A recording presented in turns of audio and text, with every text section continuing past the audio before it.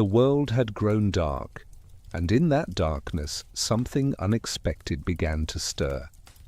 Europe in the 14th century was a continent recovering from wounds so deep that entire generations had vanished into mass graves. The Black Death had swept through villages and cities like a terrible wind, leaving behind empty houses and silent streets. When the plague finally loosened its grip, those who remained found themselves standing in a transformed landscape. The old certainties had crumbled.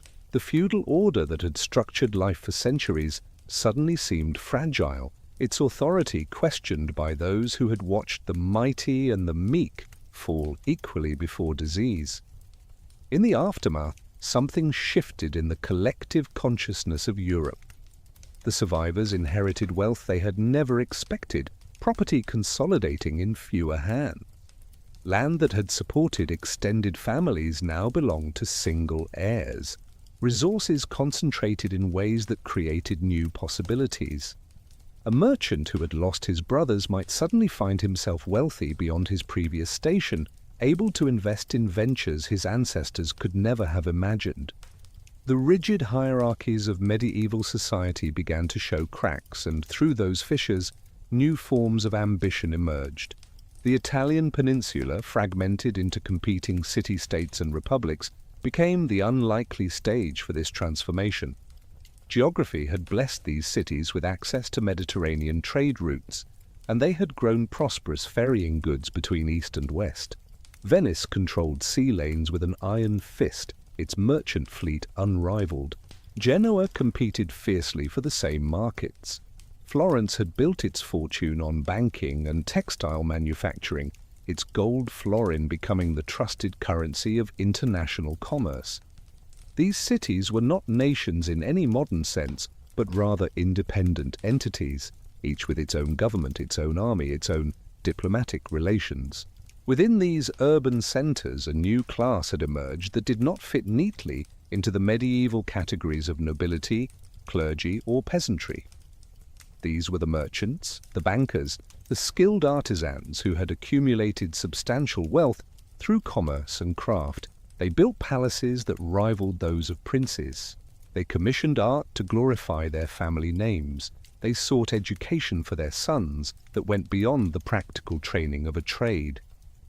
In their ambition and their wealth, they created demand for something that had been largely dormant in Western Europe for centuries, a hunger for the wisdom of the ancient world. The Byzantine Empire, that last flickering remnant of Rome's eastern half, had preserved manuscripts and knowledge that the West had largely forgotten. For 1,000 years, while Western Europe struggled through invasions and fragmentation, Constantinople had maintained libraries and traditions of scholarship reaching back to classical antiquity. Greek remained a living language there, and the great works of Plato, Aristotle, and countless other ancient authors were copied, studied, and debated. When the Ottoman Turks began their final, inexorable advance on Constantinople in the 15th century, scholars fled westward carrying their precious manuscripts with them. These Greek scholars arrived in Italian cities to find eager patrons hungry for what they carried. The Latin West had possessed some classical knowledge throughout the medieval period, primarily through Arabic translations and Latin authors like Cicero and Virgil. But the direct access to Greek texts, the ability to read Plato in his original language, opened doors that had been closed for generations. The newcomers established themselves as teachers, and wealthy Italians paid handsomely to learn Greek and to have ancient texts translated into Latin or Italian. What emerged from this exchange was not merely the recovery of old books, but a fundamental reimagining of what human life could be. The medieval worldview had been overwhelmingly vertical in its orientation. Life on earth was understood as a brief, troubled prelude to eternity. The Church taught that this world was fallen, corrupted by original sin, and that salvation lay in renunciation and faith. Art served primarily as a tool for religious instruction, its figures deliberately stylized to emphasize their spiritual rather than physical nature. Learning focused on theology and the interpretation, of Scripture. Philosophy existed as the handmaiden of faith, deployed to defend and elaborate Christian doctrine.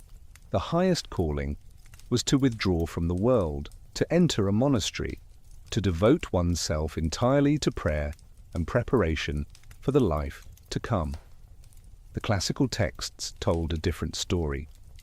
Here were societies that had celebrated human achievement, that had created magnificent art and architecture in honor of human beauty and human deeds.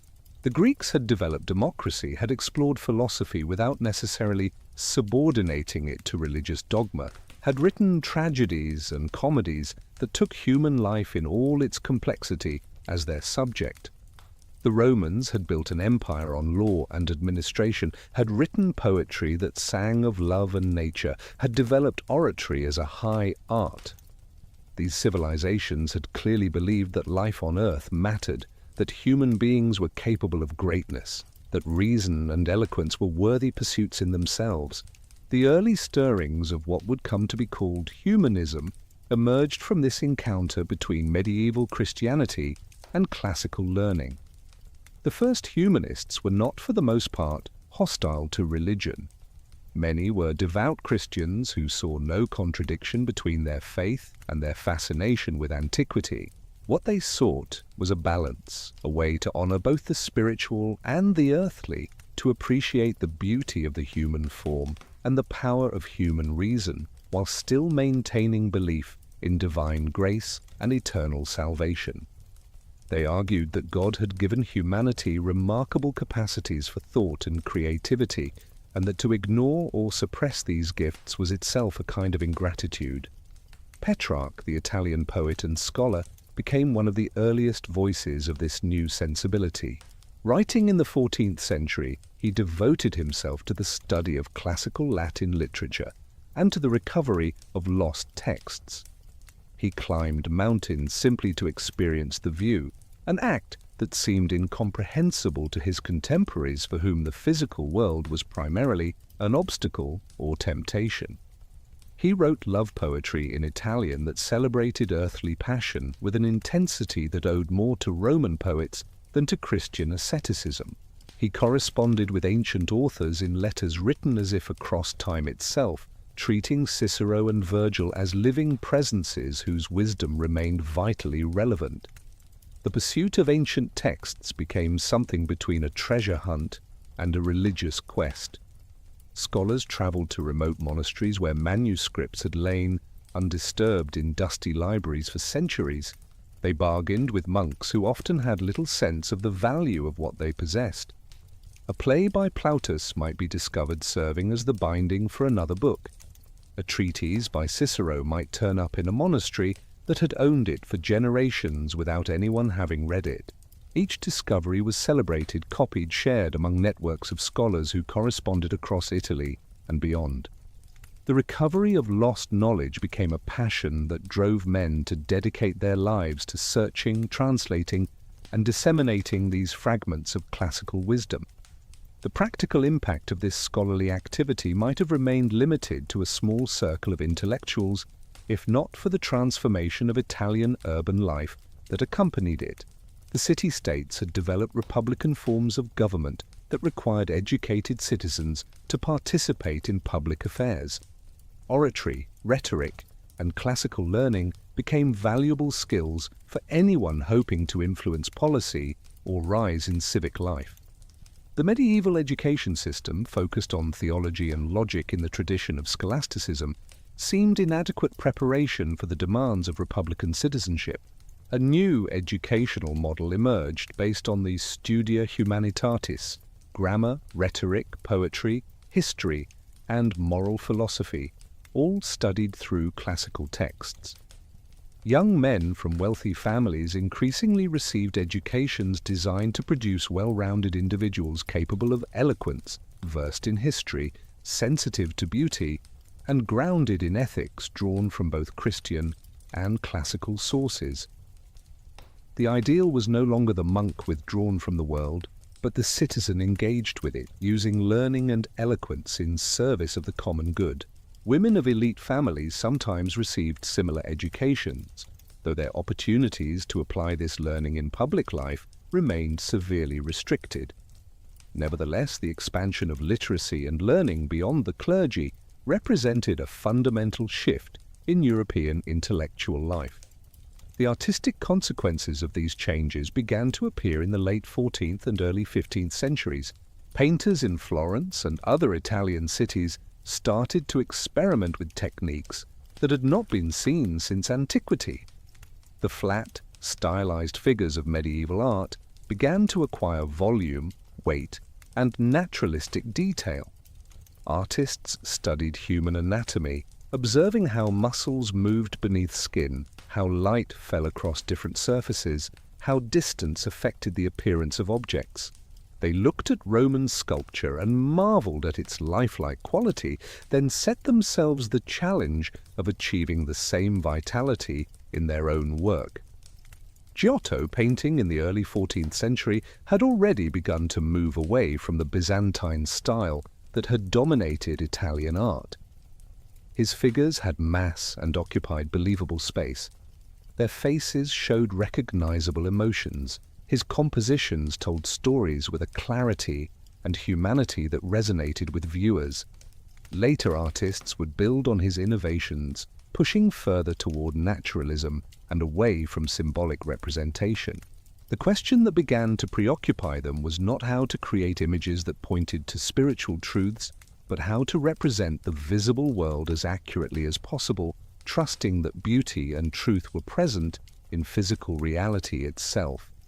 The gathering of wealth, the arrival of Greek learning, the development of humanist education, and the emergence of naturalistic art were separate threads that began to weave together in Italian cities during the late medieval period. No one at the time would have called what was happening a Renaissance or rebirth. That term would come later, applied retrospectively by historians trying to make sense of the transformation. Those living through it experienced change more gradually, as a series of innovations and rediscoveries that accumulated over decades. The pace varied from place to place. What happened in Florence differed from developments in Venice or Rome. Regional traditions persisted even as new ideas spread. Yet, something fundamental was shifting beneath the surface of European life.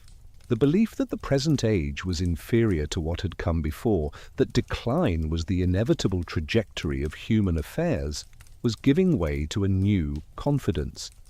If the ancients had achieved such heights of wisdom and artistry, perhaps moderns could match or even exceed them. If the Greek and Roman worlds had celebrated human potential, perhaps Christianity could accommodate a similar celebration without losing its essential truths.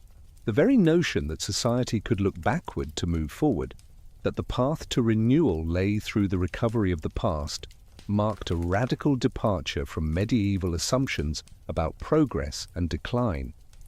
The Italian cities that would nurture this transformation were violent, politically unstable places. Factions fought for control of governments, families nursed feuds that could explode into bloodshed. Mercenary armies were hired and sometimes turned on their employers.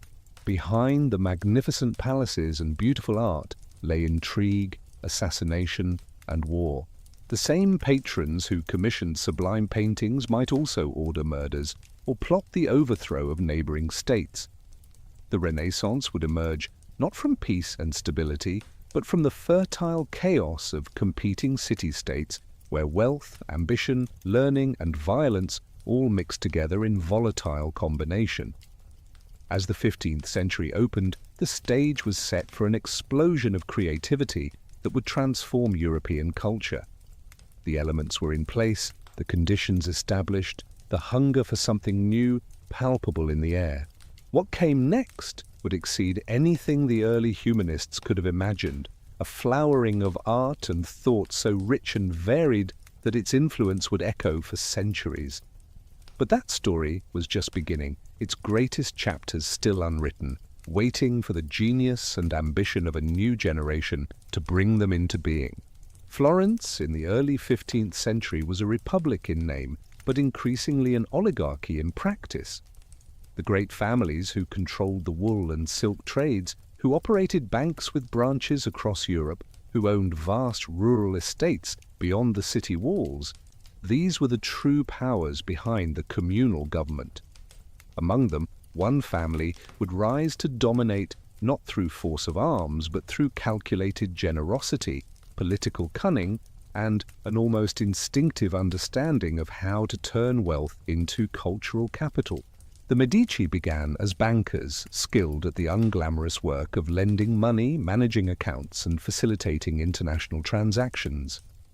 Giovanni di Bicci de' Medici established the family bank in the late 14th century and built it into one of Florence's most successful financial institutions.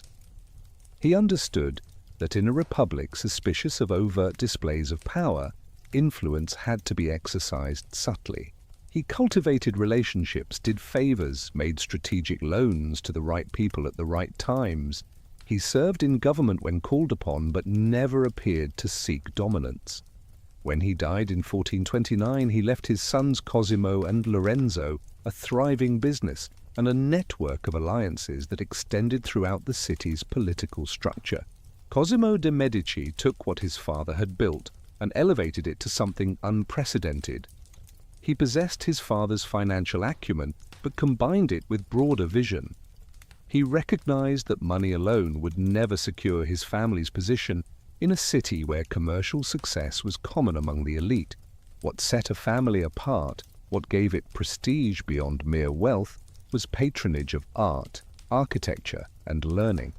Cosimo began to commission works on a scale that made other wealthy Florentines seem provincial by comparison. He hired the best architects, the most skilled painters, the finest sculptors.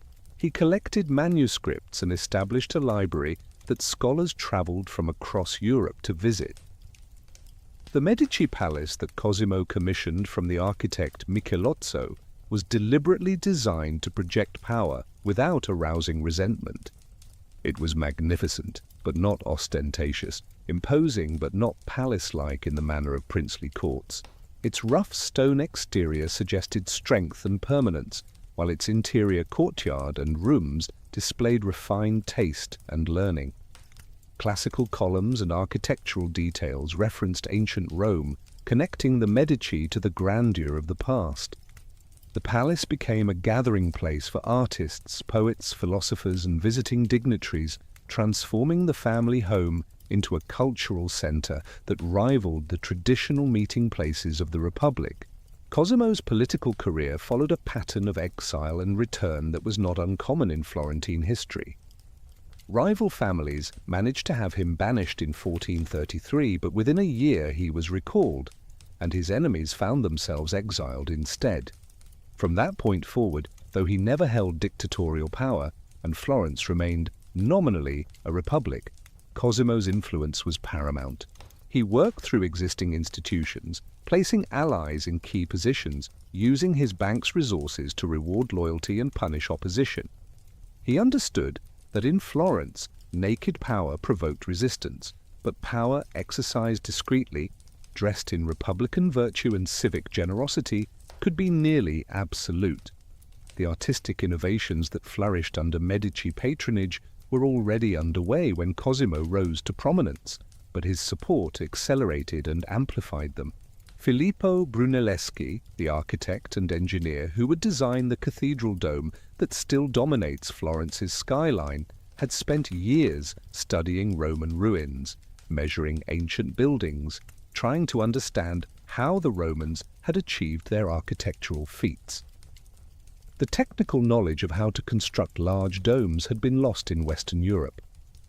The Cathedral of Florence had stood incomplete for decades, its enormous octagonal opening waiting for a dome that no one knew how to build. Brunelleschi proposed a revolutionary design that would require no temporary wooden support structure during construction. The dome would support itself as it rose, each ring of bricks locked into place by the ingenious arrangement of the masonry. The technical challenges were immense, the risk of catastrophic failure very real. But Brunelleschi's study of ancient engineering, combined with his own innovative approach to problem-solving, allowed him to succeed where others had failed. When the dome was completed in 1436, it was not merely an architectural triumph, but a powerful symbol of Florentine ambition and capability. The city had equaled the ancients, had recovered lost knowledge, and applied it to create something unprecedented in the modern world. The dome's completion coincided with advances in painting that were equally revolutionary. Brunelleschi had also experimented with the mathematical principles of linear perspective, working out how to represent three-dimensional space on a two-dimensional surface with geometric precision. The ancient world had understood perspective intuitively, but the exact rules had not survived. Brunelleschi's demonstrations showed how a painter could use a single vanishing point to create the illusion of depth, how parallel lines could appear to converge in the distance, how the size of objects could diminish according to mathematical ratios that matched the way human eyes actually perceived the world.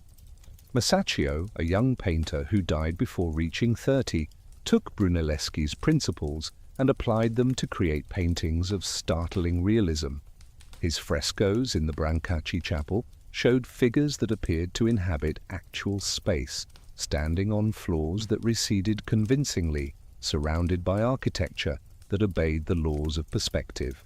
Light fell across his figures as it did in the real world, creating shadows and highlights that gave them sculptural solidity. His Trinity fresco in the church of Santa Maria Novella used perspective so convincingly that the painted architecture seemed to open a real chapel in the church wall. Viewers marveled at the illusion, at the way mathematics and artistic skill had combined to create something that looked almost indistinguishable from reality. The recovery of ancient artistic principles went hand in hand with new technical mastery. Painters ground pigments from minerals and plants, mixing them with egg yolk in the tempera technique that had dominated medieval painting. They worked on wooden panels prepared with gesso, building up layers of color to achieve luminous effects. But they were also beginning to experiment with oil paint, a medium that had been used in Northern Europe but was still relatively new in Italy. Oil allowed for subtler gradations of color, for glazes that could create atmospheric effects impossible with tempera. It dried more slowly, giving the artist time to blend and adjust. As Italian painters adopted and refined oil technique, their ability to render the visible world increased dramatically. Donatello, who lived a long life spanning much of the 15th century, revolutionized sculpture much as his contemporaries were transforming painting.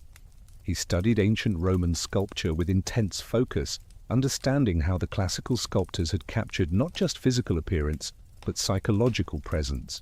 His bronze David, created around 1440, was the first freestanding nude male sculpture since antiquity. The figure stood in a classical contrapposto pose, weight on one leg, the body showing the same naturalism that Hellenistic sculptors had achieved 2 millennia earlier. But this was not merely imitation of the past. The David had a distinctly Renaissance character, youthful and human, its beauty celebrated without apology. Donatello's relief sculptures pushed the technique of schiacciato, or flattened relief, to create the illusion of deep space on a shallow surface. Using subtle gradations of depth, sometimes only millimeters of variation, he could suggest figures receding far into the background. He combined this with his understanding of perspective to create narrative scenes of remarkable complexity and spatial coherence. His work showed that sculpture could tell stories as effectively as painting, that bronze and marble could capture emotion and character as vividly as pigment on panel. The workshops where these innovations occurred were not romantic studios but practical businesses. An established master like Donatello or later Verrocchio would maintain a shop with multiple assistants and apprentices. Young boys entered as apprentices in their early teens, learning to grind pigments, prepare panels, and copy the master's works. As they advanced, they might be allowed to paint background elements or less important figures in the master's compositions. The most talented might eventually contribute significantly to major commissions, working from the master's designs but adding their own skill and interpretation. The workshop system ensured that techniques were passed down, that standards of craftsmanship remained high, and that talented young artists received rigorous training. Competition among workshops was fierce, as was competition among the artists within any given shop. Commissions were often awarded through competitions in which multiple artists submitted designs or sample works. The commission for the bronze doors of the Florence Baptistery famously pitted the young Lorenzo Ghiberti against Brunelleschi and others.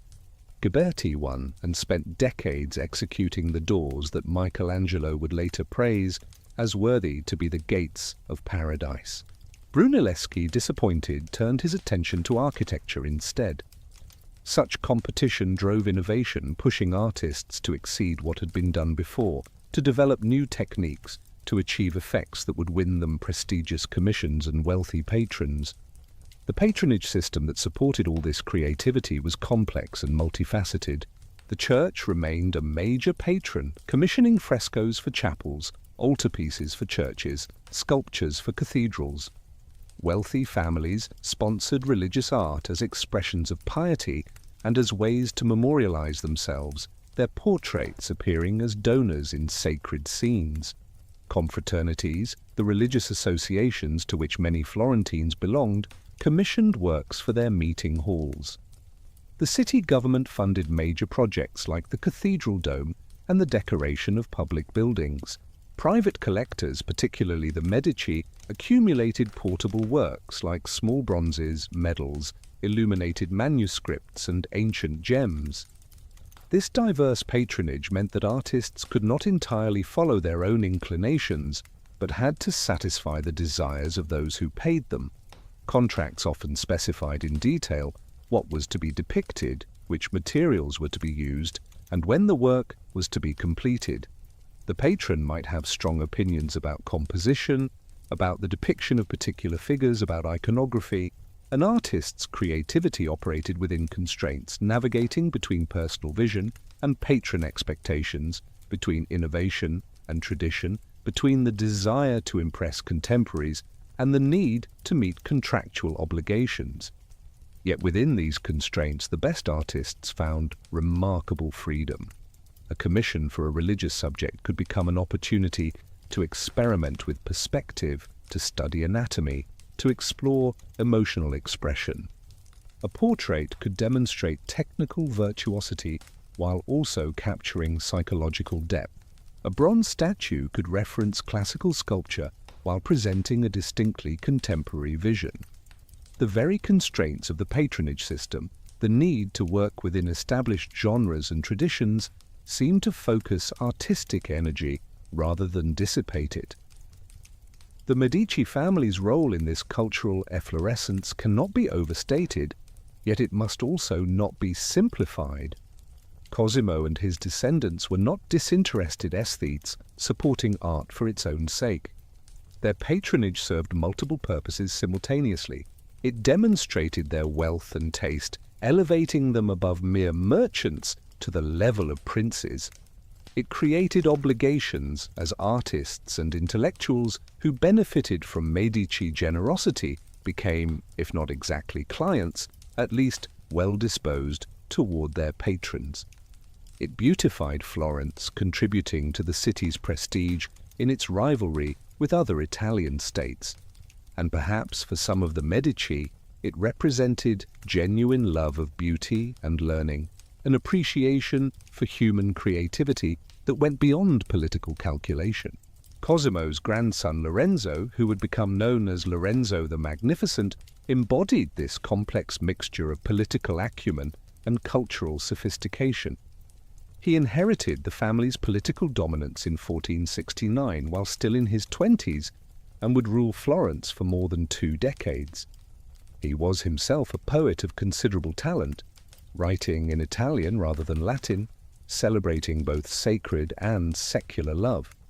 He organized festivals and pageants that became legendary for their splendor. He collected ancient gems and manuscripts with discriminating taste.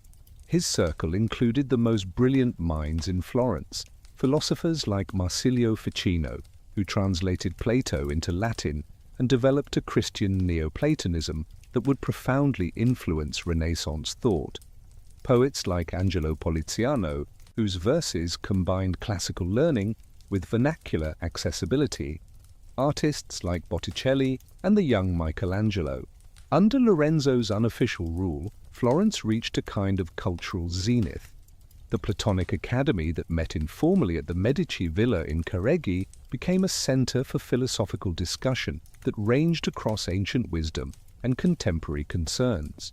The question of how to reconcile Platonic philosophy with Christian doctrine occupied thinkers who believed that truth was ultimately one, that the insights of the ancient world could illuminate rather than contradict revealed religion. They debated the nature of love, the structure of the cosmos, the relationship between body and soul, the path to wisdom and virtue. Their ideas spread through letters, lectures, and publications, influencing educated Europeans far beyond Florence. The city itself became a work of art during this period, its streets and squares adorned with sculpture, its churches filled with magnificent paintings, its palaces showcasing the finest craftsmanship. To walk through Florence in the late 15th century was to inhabit a space where beauty and learning were woven into daily life, where a merchant might encounter the latest fresco on his way to conduct business, where public festivals featured tableaux vivants referencing both classical mythology and Christian salvation history. The integration of art into civic life made Florence distinctive even among the wealthy cities of Italy, establishing it as the model that other cities and courts would attempt to emulate. Yet this golden age rested on foundations that were never entirely secure. The Medici had enemies who resented their dominance. The republican traditions of Florence had not disappeared, but rather been subordinated to one family's will. When Lorenzo died in 1492, the political arrangements he had maintained through personal charisma and careful management began to unravel. His son Piero lacked his father's skill, and within 2 years the Medici were expelled from Florence. The Dominican friar Savonarola rose to prominence, preaching against worldly corruption and calling for the burning of vanities. Some of the same citizens who had commissioned beautiful paintings brought them to be destroyed in Savonarola's bonfires. The painter Botticelli, who had created some of the most sensuous and classically inspired works of the era, fell under Savonarola's influence and turned to exclusively religious subjects. The turbulence that followed Lorenzo's death did not end Florentine creativity, but it marked the close of a particular moment when political stability and artistic innovation had aligned under Medici patronage. The city would continue to produce great art, would remain a center of Renaissance culture, but the easy confidence of the Laurentian age had passed. What the Medici had helped to establish in Florence, however, had already spread beyond any single city or family. The techniques, the ideas, the very notion that the modern world could recover and build upon ancient achievement, these had become part of a broader cultural movement that would transform Italy and eventually all of Europe. The transformation in how Europeans thought about themselves and their place in the universe emerged gradually from the recovery of classical texts and the changing urban culture of Italy. Humanism was never a single, unified philosophy, but rather a constellation of attitudes and approaches to learning that shared certain fundamental commitments. At its heart was the conviction that the study of classical literature and philosophy could make individuals more virtuous, more eloquent, and more capable citizens. The humanists believed that education should focus on texts that addressed human concerns, that explored ethics and politics, that taught through example rather than abstract reasoning. The medieval curriculum had been dominated by scholastic philosophy, which sought to reconcile reason with faith through elaborate logical arguments. Scholasticism at its best produced thinkers of great subtlety and intellectual rigor, but its language was technical, its concerns often remote from practical life, and its methods seemed to many humanists to have become sterile exercises in logical hair-splitting. The humanists proposed a different approach to learning, one rooted in rhetoric rather than logic, in the study of how the great ancient authors had persuaded, moved, and taught their audiences. They believed that eloquence and wisdom were inseparable, that the ability to express oneself beautifully and persuasively was not mere ornament, but essential to the transmission of truth. Petrarch had established the template in the 14th century, but it was 15th century humanists who developed his insights into a comprehensive educational program. Leonardo Bruni, who served as Chancellor of Florence, wrote a history of the city that imitated ancient historians in its Latin style and its focus on civic virtue and political wisdom. He translated Aristotle directly from Greek, providing readings that were more accurate than the medieval versions that had come through Arabic.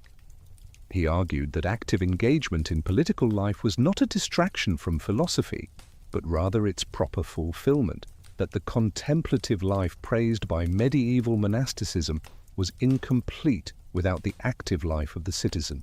The Studia Humanitatis, the humanistic course of study, comprised grammar, rhetoric, history, poetry, and moral philosophy, all approached through the close reading of classical texts. Students learned to write Latin prose that imitated Cicero's elegance, to compose verses in the manner of Virgil or Ovid, to analyze speeches and letters from antiquity, to understand how language could be deployed to maximum effect. They read history to learn from the examples of great figures, both virtuous leaders to be emulated and tyrants to be avoided. They studied moral philosophy to cultivate virtue and to think through ethical dilemmas with the guidance of Aristotle, Seneca, and other ancient authorities. This education aimed to produce what the humanists called the uomo universale, the universal man who was accomplished in multiple fields, who could discuss philosophy with scholars, appreciate art with collectors, write poetry, deliver speeches, conduct diplomacy, and govern with wisdom. The ideal was not narrow specialization but broad cultivation, not depth in one area, but competence across many. Such an education was obviously available only to the wealthy, primarily to young men from elite families who could afford years of study and private tutors. Yet the ideal itself influenced European culture profoundly, establishing expectations for what an educated person should know and be able to do. Women were largely excluded from formal humanist education, though some exceptional women from aristocratic families did receive such training. Isotta Nogarola in 15th century Verona debated theological questions with male humanists and wrote Latin dialogues that demonstrated her command of classical learning. Cassandra Fedele in Venice gave public orations in Latin that astonished audiences with their eloquence. Laura Serreta defended women's capacity for learning in letters that circulated among Italian intellectuals. These women faced criticism and suspicion, accused of unfeminine behavior or of having male ghostwriters. Their very exceptionality highlighted the barriers that prevented most women from participating in humanist culture, even as their achievements demonstrated that those barriers were social rather than natural. The spread of humanist ideas received its greatest boost from an invention that arrived in Italy from Germany in the mid-15th century. Johannes Gutenberg's development of movable metal type and the printing press transformed the production of books from a slow, manual process into something approaching mass production. A manuscript that might take months for a scribe to copy could now be printed in hundreds of identical copies. The implications were staggering. Books became far less expensive, making them accessible to a broader range of readers. Texts could be standardized, with errors that accumulated through repeated copying eliminated in favor of authoritative editions. The first Italian printing press was established in a monastery near Rome in 1464, and within a few decades nearly every significant Italian city had multiple printers competing for business. Venice became the printing capital of Italy, its printers producing both Latin classics and contemporary works in impressive quantities. Aldus Manutius, a Venetian printer and humanist, pioneered the production of small, portable editions of classical texts that scholars could afford and carry with them. His editions of Greek authors made texts that had been rare and expensive widely available. He developed italic type to save space and allow more text per page. He edited the texts carefully, providing reliable versions that became the standard for generations. The printing revolution accelerated the spread of humanist learning beyond Italy. Classical texts printed in Venice or Florence could be shipped to Paris, London, or Krakow, where they found eager readers. Humanist writings from one Italian city could be read in others within months rather than years. The informal networks through which scholars had shared manuscripts in small numbers could now operate at a scale that transformed European intellectual life. Knowledge ceased to be primarily local, controlled by particular institutions, or available only to those with access to specific libraries. It became, increasingly, a shared resource that anyone with the means to purchase books could access. The printing press also facilitated the development of vernacular literature, though Latin remained the language of international scholarship. Italian, French, Spanish, German, and English works appeared from presses in growing numbers. The availability of printed books encouraged literacy, as more people had reason to learn to read when books were available for purchase. Urban literacy rates began to rise, particularly among the merchant classes who needed reading and writing for business, but who also developed interest in literature and learning for their own sake. The culture that had been the preserve of clerics and scholars began to reach a wider audience. Humanist philosophy deepened and diversified throughout the 15th century, moving beyond the initial focus on rhetoric and classical literature to engage with more fundamental questions about human nature and the structure of reality. The rediscovery of Plato's dialogues, most of which had been unavailable in the Latin West throughout the Middle Ages, opened new avenues for philosophical speculation.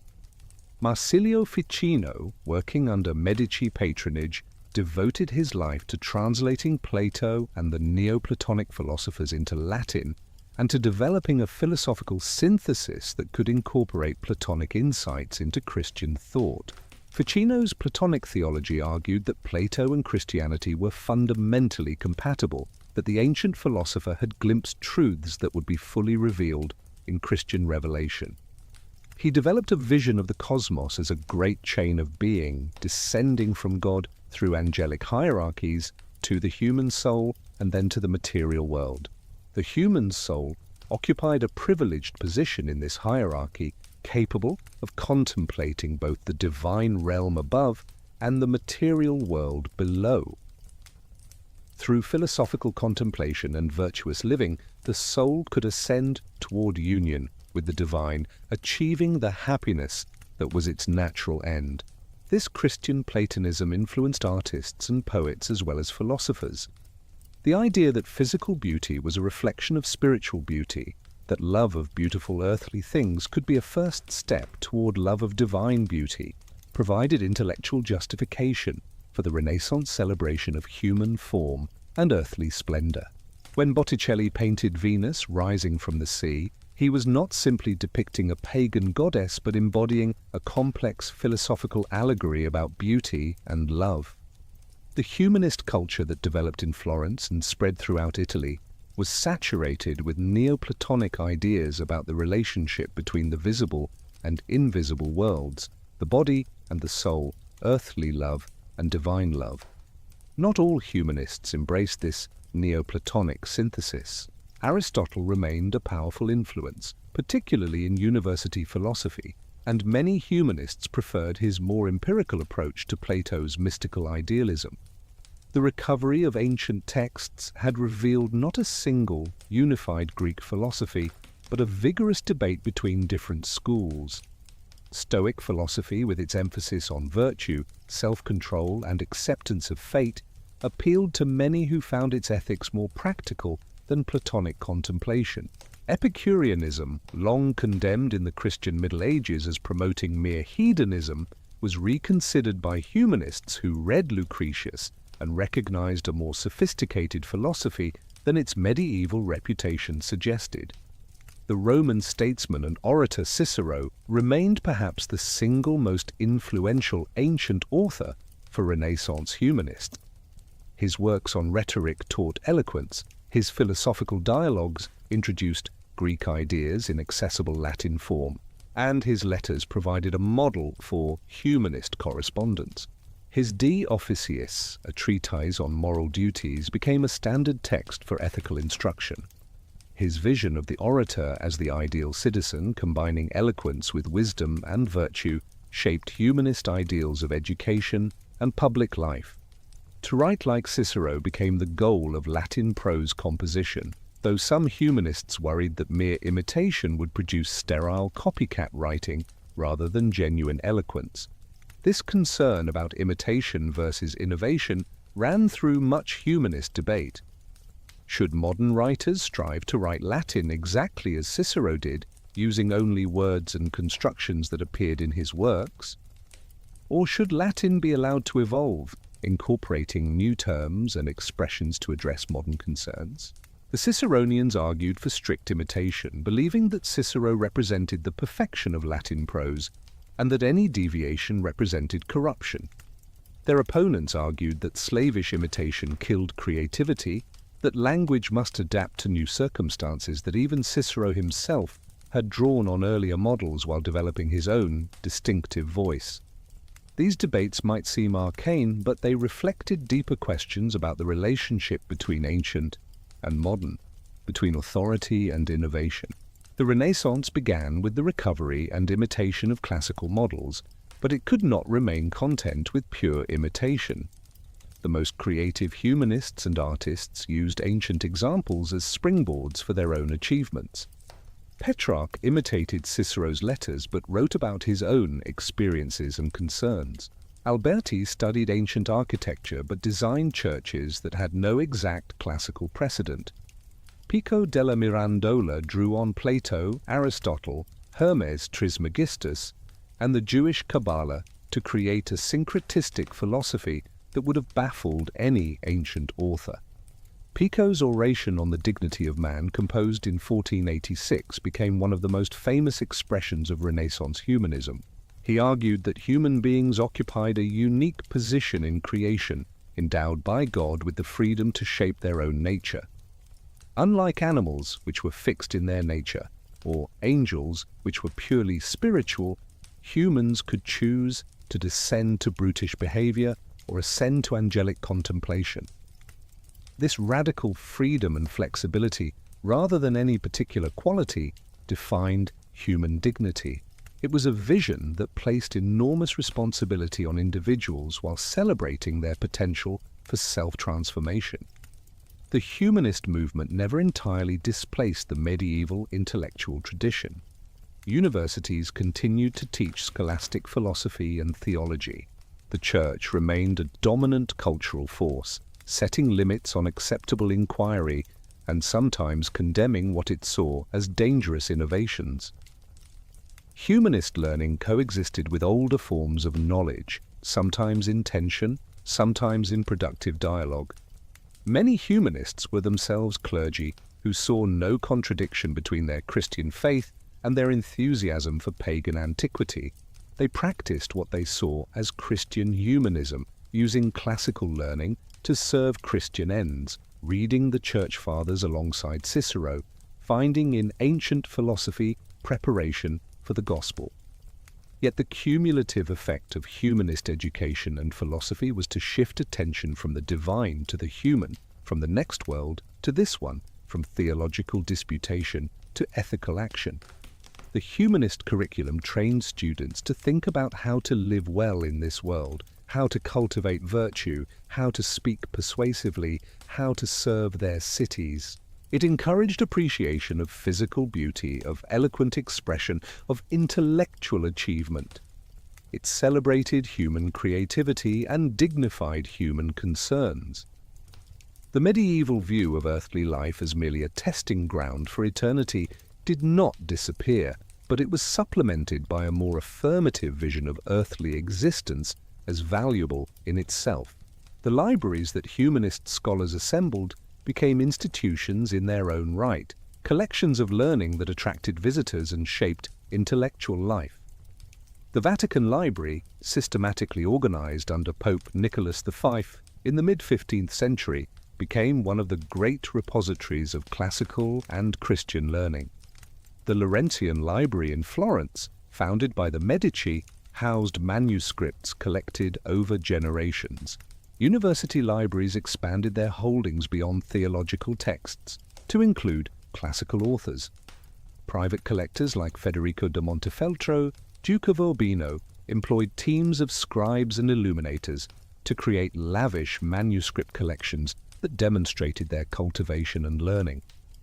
These libraries were not simply storage facilities, but active centers of scholarship. Humanists gathered in them to discuss texts, to collate different manuscript versions, to translate works from Greek to Latin. The collaborative nature of humanist scholarship, conducted through letters and conversations, as much as through solitary study, made libraries natural gathering places for the learned. The presence of rare manuscripts attracted scholars from across Europe, creating informal academies of learning that existed alongside but independent of formal university structures. The transformation of European intellectual life that humanism represented was not sudden or complete. Old forms of learning persisted, regional variations remained significant, and the humanist program faced resistance from those committed to scholastic traditions. Yet by the end of the 15th century, humanist education had become the standard for elite culture in Italy and was beginning to spread north of the Alps. The great universities of Paris, Oxford, and Cambridge were starting to incorporate humanist learning into their curricula. Educated Europeans increasingly shared a common intellectual culture, rooted in classical texts, characterized by attention to eloquence and style, and animated by confidence in human capacity for achievement and self-improvement. The final decades of the 15th century and the opening years of the 16th saw the emergence of artistic genius on a scale that seemed to concentrate in a single generation. Three figures in particular would come to define what historians would later call the High Renaissance, a period when artistic technique reached such refinement that painters and sculptors could realize virtually any vision they conceived. These three were Leonardo da Vinci, Michelangelo Buonarroti, and Raffaello Sanzio, known as Raphael. Each brought distinctive gifts and temperament to their work, yet together they represented a culmination of the innovations that had been developing throughout the 15th century. Leonardo was born in 1452 near the Tuscan town of Vinci, the illegitimate son of a notary and a peasant woman. His irregular birth status meant he could not follow his father into the legal profession, but it opened the path to an artistic career. He entered the workshop of Andrea del Verrocchio in Florence as a young teenager, learning the full range of skills expected of a Renaissance artist. He ground pigments, cast bronze, painted drapery studies, and absorbed Verrocchio's lessons in anatomy, perspective, and composition. He remained in the workshop even after qualifying as a master, contributing to major commissions and developing the technical foundations that would support his later achievements. What set Leonardo apart from his contemporaries was the breadth and intensity of his curiosity. Most artists specialized, becoming expert painters or sculptors or architects. Leonardo pursued knowledge across disciplines with an appetite that seemed inexhaustible. He dissected human corpses to understand how muscles and bones worked beneath the skin, producing anatomical drawings of astonishing precision. He studied the flight of birds, convinced that humans could learn to fly if they understood the principles correctly. He designed fortifications and war machines, imagining tanks and helicopters centuries before the technology existed to build them. He investigated optics, hydraulics, geology, botany, and dozens of other subjects, filling notebook after notebook with observations, sketches, and theories. This universal curiosity shaped Leonardo's approach to painting. Where other artists might rely on workshop formulas or traditional compositions, Leonardo observed nature directly and relentlessly. He studied how light behaved in different conditions, how it diffused through air, how it reflected off different surfaces. He noticed the subtle gradations of tone that existed in nature, the way sharp outlines rarely appeared in the real world. He developed the technique called sfumato, a smoky blurring of edges that created atmospheric effects of unprecedented subtlety. His figures emerged from shadows through almost imperceptible transitions of tone, seeming to breathe the same air as the viewer. The Last Supper, painted on the wall of a monastery refectory in Milan in the late 1490s, demonstrated Leonardo's ability to combine technical innovation with psychological insight. The painting depicted the moment when Christ announced that one of his disciples would betray him, and Leonardo showed each apostle reacting with characteristic gestures and expressions.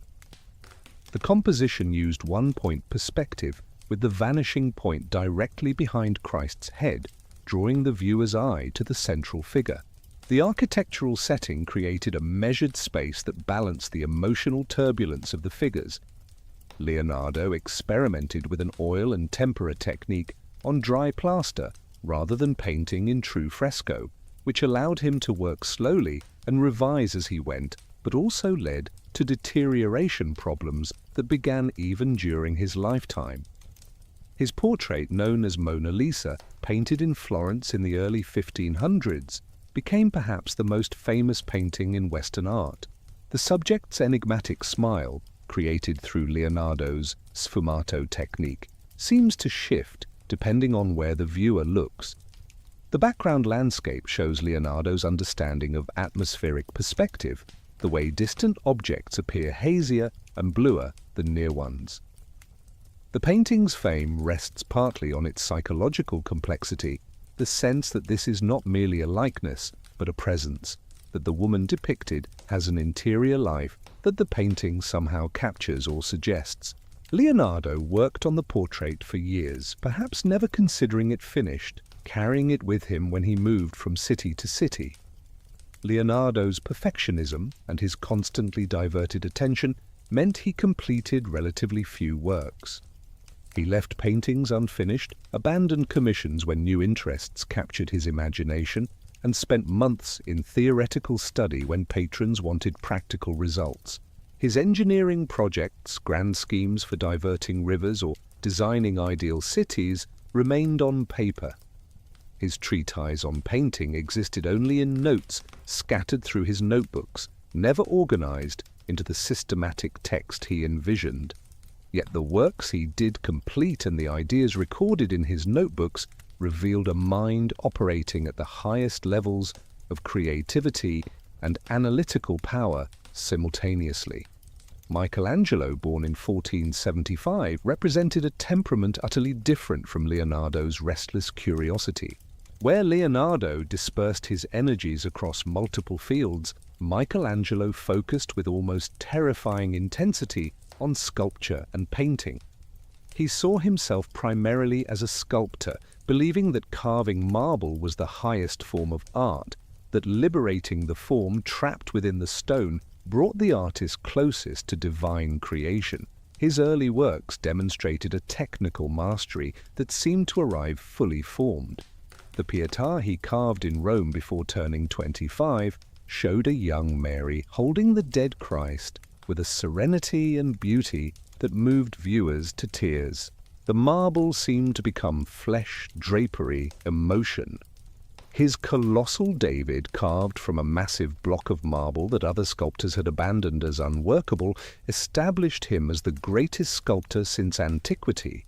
Standing 17 feet tall, the nude figure represented the biblical hero with an idealized physique that referenced ancient Greek sculpture while maintaining distinctly Renaissance character. The figure's pose, with weight on one leg, created a dynamic tension through the body. The hands were deliberately oversized, emphasizing the hero's strength. The face showed alertness and determination, captured in the moment before confronting Goliath. When the sculpture was completed in 1504, the Florentine authorities decided it was too magnificent to be placed in its intended location, and instead installed it in front of the Palazzo della Signoria, the seat of government, as a symbol of Republican liberty. Michelangelo worked with a physical intensity that left him exhausted and often ill. Carving marble required enormous physical effort, particularly at the scale he preferred. He would work for hours without stopping, eating little, sleeping in his clothes. The marble dust that filled his lungs would eventually contribute to respiratory problems that plagued his later years. He was notoriously difficult, quarreling with patrons and fellow artists, walking away from projects when he felt slighted or constrained. His letters reveal a man of deep religious feeling, harsh self-judgment, and little patience for the practical considerations that governed most artistic careers. When Pope Julius II summoned Michelangelo to Rome in 1505 with plans for the Pope to commission his own monumental tomb, Michelangelo conceived a project of staggering ambition involving dozens of life-size marble figures. The project would consume decades of his life and would never be completed as designed.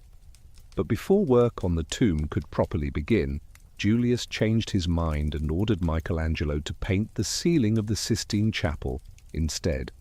Michelangelo protested that he was a sculptor, not a painter, but Julius was not a pope who accepted refusal. Michelangelo agreed, demanded scaffolding that would allow him to work, and for 4 years painted one of the great masterpieces of Western art while lying on his back on platforms suspended below the ceiling. The Sistine Chapel ceiling transformed an awkward architectural challenge into a comprehensive vision of human history from creation to the flood. Michelangelo designed an elaborate architectural framework painted onto the curved ceiling, creating fictional spaces that appeared to open to the sky. Within this framework, he painted 9 scenes from Genesis, surrounded by prophets, sibyls, and nude figures that served no obvious narrative function, but demonstrated his mastery of the human form in every conceivable pose. The creation of Adam, with God reaching out to touch Adam's finger and transmit the spark of life, became one of the most recognizable images in art. The muscular figures, the complex compositions, the sheer scale of the undertaking established new standards for what painting could achieve. Raphael, youngest of the 3, brought a temperament altogether more balanced and sociable to his art. Born in 1483 in Urbino, he trained with Perugino and absorbed that master's graceful, harmonious style. He arrived in Florence in his early 20s and immediately set about studying the innovations of Leonardo and Michelangelo, learning from both while developing his own synthesis. Where Leonardo pursued subtle atmospheric effects and psychological complexity, and Michelangelo emphasized sculptural power and dramatic intensity, Raphael achieved a classical balance and clarity that seemed effortless, even as it reflected rigorous discipline. His paintings of the Madonna and Child became extraordinarily popular, depicting the Virgin with ideal beauty and tender humanity. These were not remote, hieratic figures, but believable young mothers showing natural affection for their children, painted with luminous color and gentle grace. Raphael produced dozens of variations on the theme, each displaying subtle differences in composition and mood, while maintaining the fundamental qualities that made his Madonnas distinctive. They satisfied the devotional needs of patrons while demonstrating artistic sophistication that appealed to educated viewers.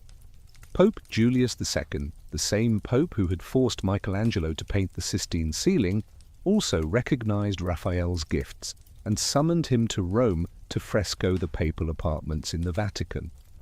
The commission resulted in some of Raphael's greatest achievements, particularly the School of Athens fresco in the room designated for the Pope's library. The painting depicted ancient philosophers gathered in an imaginary architectural setting of vast scale and perfect proportions. At the center, Plato and Aristotle walked in conversation, Plato pointing upward toward the realm of forms, Aristotle gesturing outward toward the physical world. Around them, other philosophers engaged in demonstrations and debates, each figure identifiable by attributes and arranged in groups that created rhythmic patterns across the composition. The frescoes celebrated ancient learning while incorporating Renaissance innovations. The architecture referenced Bramante's designs for the new St. Peter's Basilica, then under construction. The figures included portraits of contemporaries, including Michelangelo as the brooding Heraclitus and Leonardo as Plato. The perspective created deep, convincing space, the barrel vaults receding dramatically. The color harmonies and the graceful arrangement of figures demonstrated Raphael's ability to orchestrate complex compositions without confusion or overcrowding. It was a painting that synthesized Renaissance achievements in perspective, anatomy, classical learning, and architectural design into a single, coherent vision. Raphael's career in Rome was tragically brief. He arrived in 1508 and died in 1520 at only 37 years old. Yet in those 12 years, he produced an extraordinary body of work, managed a large workshop with dozens of assistants, designed tapestries and architecture, and became the most sought-after artist in Rome. Unlike the difficult Michelangelo, Raphael maintained cordial relationships with patrons and fellow artists. His workshop system allowed him to accept more commissions than he could personally execute, with assistants working from his designs while he reserved the most important passages for his own brush. The system was efficient but sometimes led to uneven quality, with works entirely by Raphael being superior to those where assistants executed much of the composition. The three masters represented not just individual genius, but the culmination of developments that had been building for a century. The technical problems that had occupied early Renaissance artists had been solved. Perspective was understood and could be applied with precision. Anatomy had been studied systematically. Oil painting technique had been perfected, allowing for any effect the artist desired. Color theory, composition, the rendering of light and shadow, all the fundamental tools were now available at the highest level. What distinguished the greatest artists was no longer technical knowledge, which had become almost a given, but vision, personality, and the ability to use technique in service of meaning.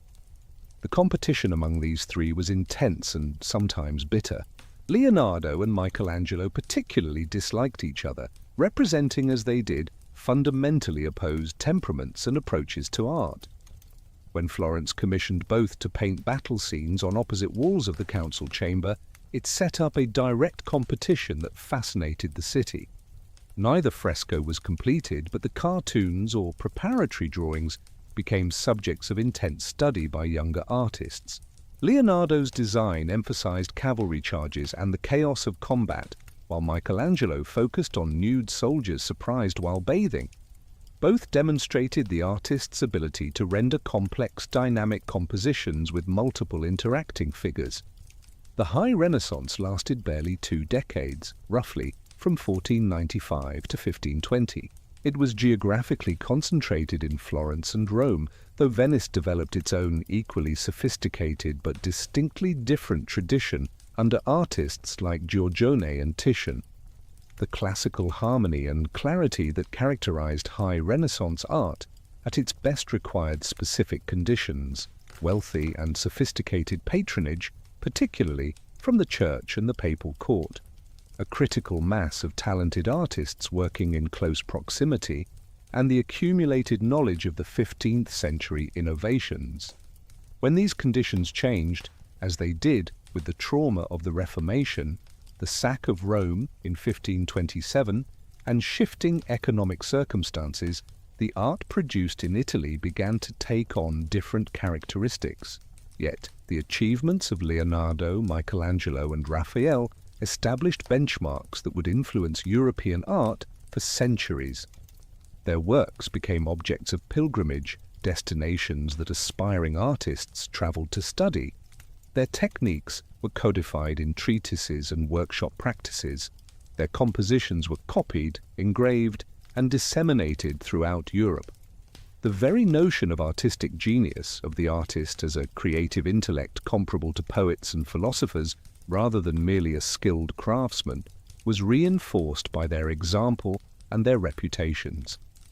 They had taken the tools that the 15th century had developed and used them to create works that seemed to approach perfection, to realize completely the visions their minds conceived. The Renaissance that flourished in Italy did not remain contained within that peninsula. Ideas, techniques, and artworks traveled north across the Alps through multiple channels. Italian artists accepted commissions in France, Spain, and elsewhere. Northern European students traveled to Italy to study, returning home with new knowledge and perspectives. Printed books carried Italian humanist texts to universities across the continent. Merchants who traded with Italian cities brought back not just luxury goods but also artistic tastes and cultural attitudes. Yet when Renaissance ideas took root in Northern Europe, they encountered different traditions, different religious sensibilities, and different social conditions that shaped them into forms distinctly different from their Italian origins. The Low Countries, the prosperous region encompassing modern Belgium and the Netherlands, had developed its own tradition of extraordinary painting in the 15th century. Jan van Eyck, working in Bruges in the 1420s and 1430s, had pioneered oil painting techniques that allowed for luminous colors and minute detail. His Ghent altarpiece demonstrated technical mastery comparable to anything produced in Italy, though its aesthetic was completely different.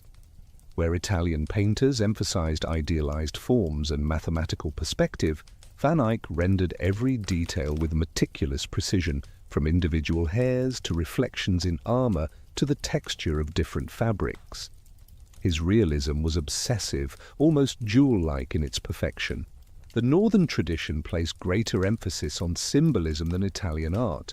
Objects in paintings were rarely merely decorative, but carried multiple layers of meaning. A lily represented purity, a dog signified fidelity, an hourglass reminded viewers of mortality. The symbolic language was often dense, requiring educated viewers to decode the meanings embedded in seemingly straightforward scenes. This attention to symbolic meaning coexisted with the detailed realism, creating works that were simultaneously windows onto material reality and complex allegories of spiritual truths. Hieronymus Bosch, working in the southern Netherlands around 1500, created paintings unlike anything produced anywhere else in Europe. His Garden of Earthly Delights, a large triptych, depicted a fantastic world populated by hybrid creatures, oversized fruits, and naked human figures engaged in mysterious activities.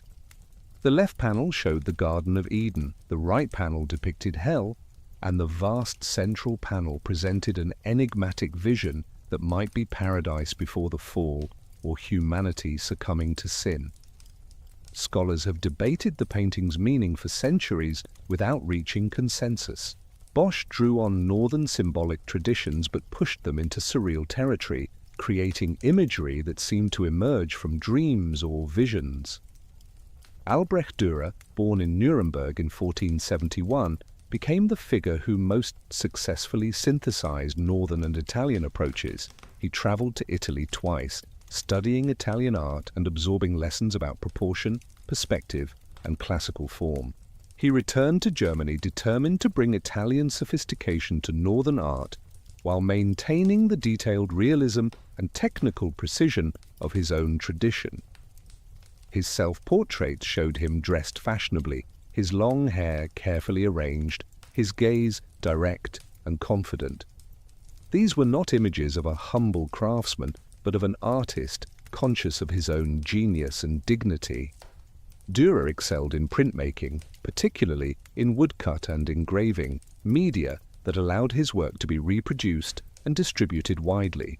His woodcut series of the Apocalypse, published in 1498, showed dramatic scenes from the Book of Revelation, rendered with northern intensity and Italian compositional sophistication. The four horsemen of the Apocalypse became his most famous image, the riders charging across the page, trampling victims beneath their horses, while an angel above blew a trumpet announcing divine judgment. The technical mastery required to carve such complex compositions in wood was extraordinary. and Dürer's virtuosity established printmaking as a major art form rather than a merely commercial craft. His engraving, titled Melancholia.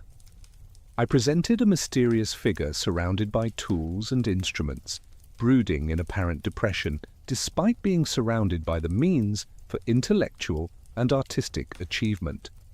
The image has been interpreted as representing the limitations of human knowledge, the frustration of the creative temperament, or the influence of melancholic humor, according to contemporary medical theory.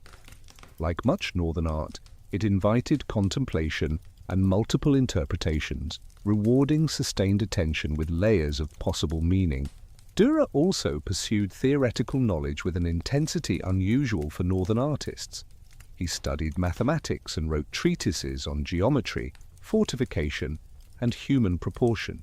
He corresponded with Italian humanists and sought to ground his artistic practice in intellectual understanding. His 4 books on human proportion, published after his death, attempted to establish ideal ratios for depicting the human figure, much as Italian theorists had done.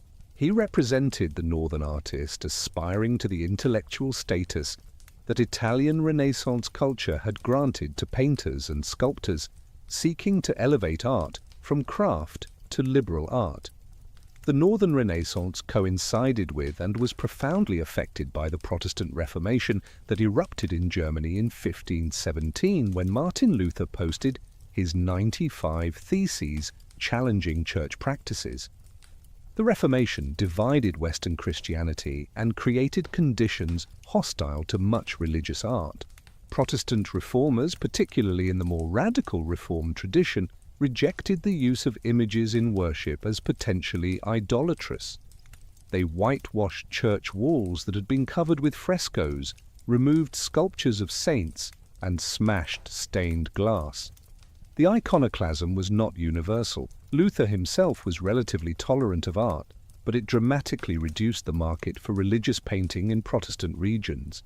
Artists in Protestant areas had to adapt. Some turned to secular subjects, portraits, landscapes, still lifes, scenes of daily life.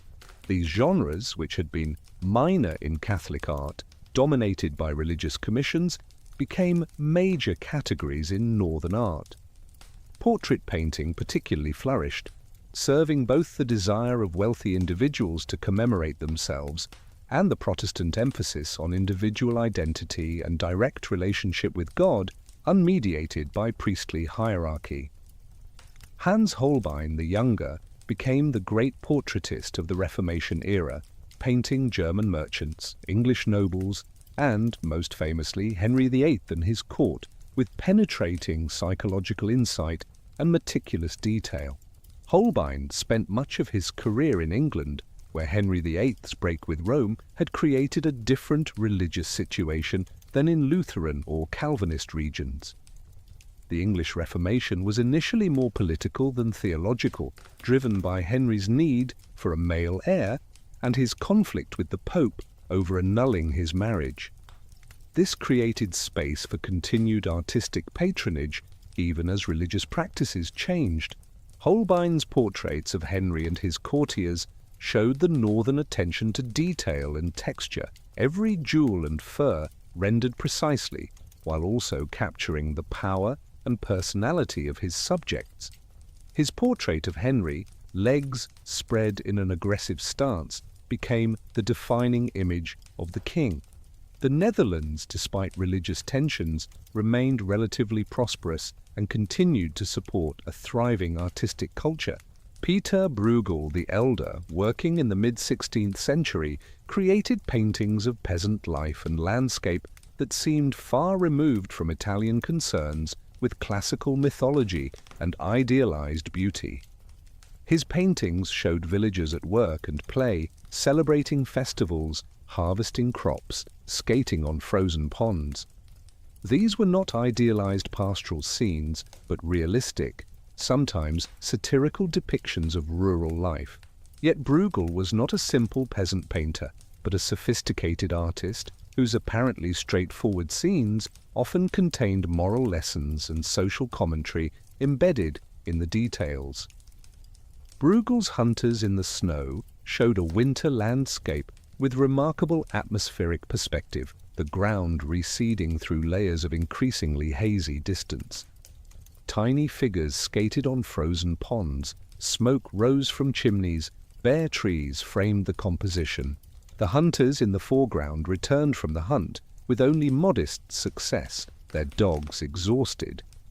The painting captured both the beauty and the hardship of winter, the way human life continued through the seasons, adapting to conditions.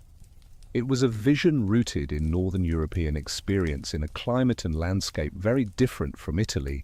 The religious tensions of the Reformation affected not just the subjects artists could paint, but the entire cultural atmosphere. The Renaissance in Italy, for all its engagement with pagan antiquity, had existed within an essentially Catholic framework. The Church was the largest patron of art, and even the most worldly humanists generally remained within Orthodox Christianity. The Reformation shattered this unity, creating competing visions of Christian truth and practice.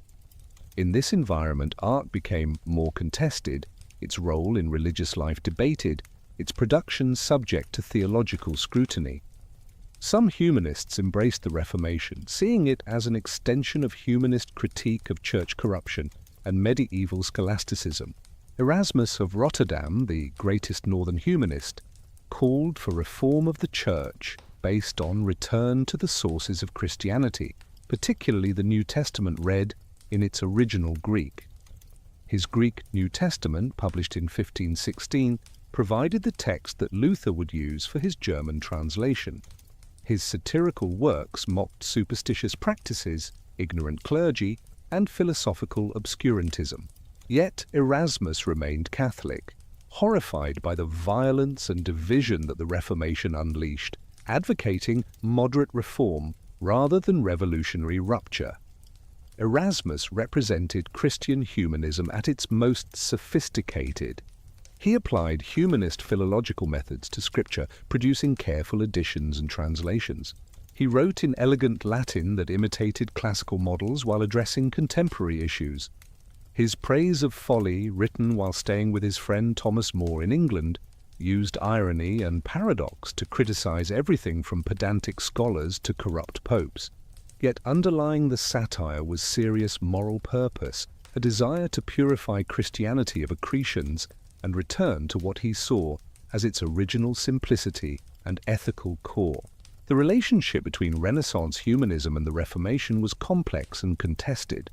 Luther had been trained in humanist methods and used them to challenge church authority, but his theology was fundamentally different from humanist optimism about human capacity. Luther emphasized human sinfulness and complete dependence on divine grace, rejecting the humanist notion that education and moral effort could perfect human nature. Calvin's theology was even more austere, emphasizing predestination and divine sovereignty in ways that left little room for humanist celebration of human dignity and achievement. Yet Protestant emphasis on reading Scripture in vernacular languages, on individual interpretation unmediated by church authority, on education as necessary for understanding God's Word, all aligned with humanist values. Protestant regions established schools and promoted literacy. They produced vernacular Bibles that became literary monuments, Luther's German Bible, and the King James Bible in English, shaping their respective languages.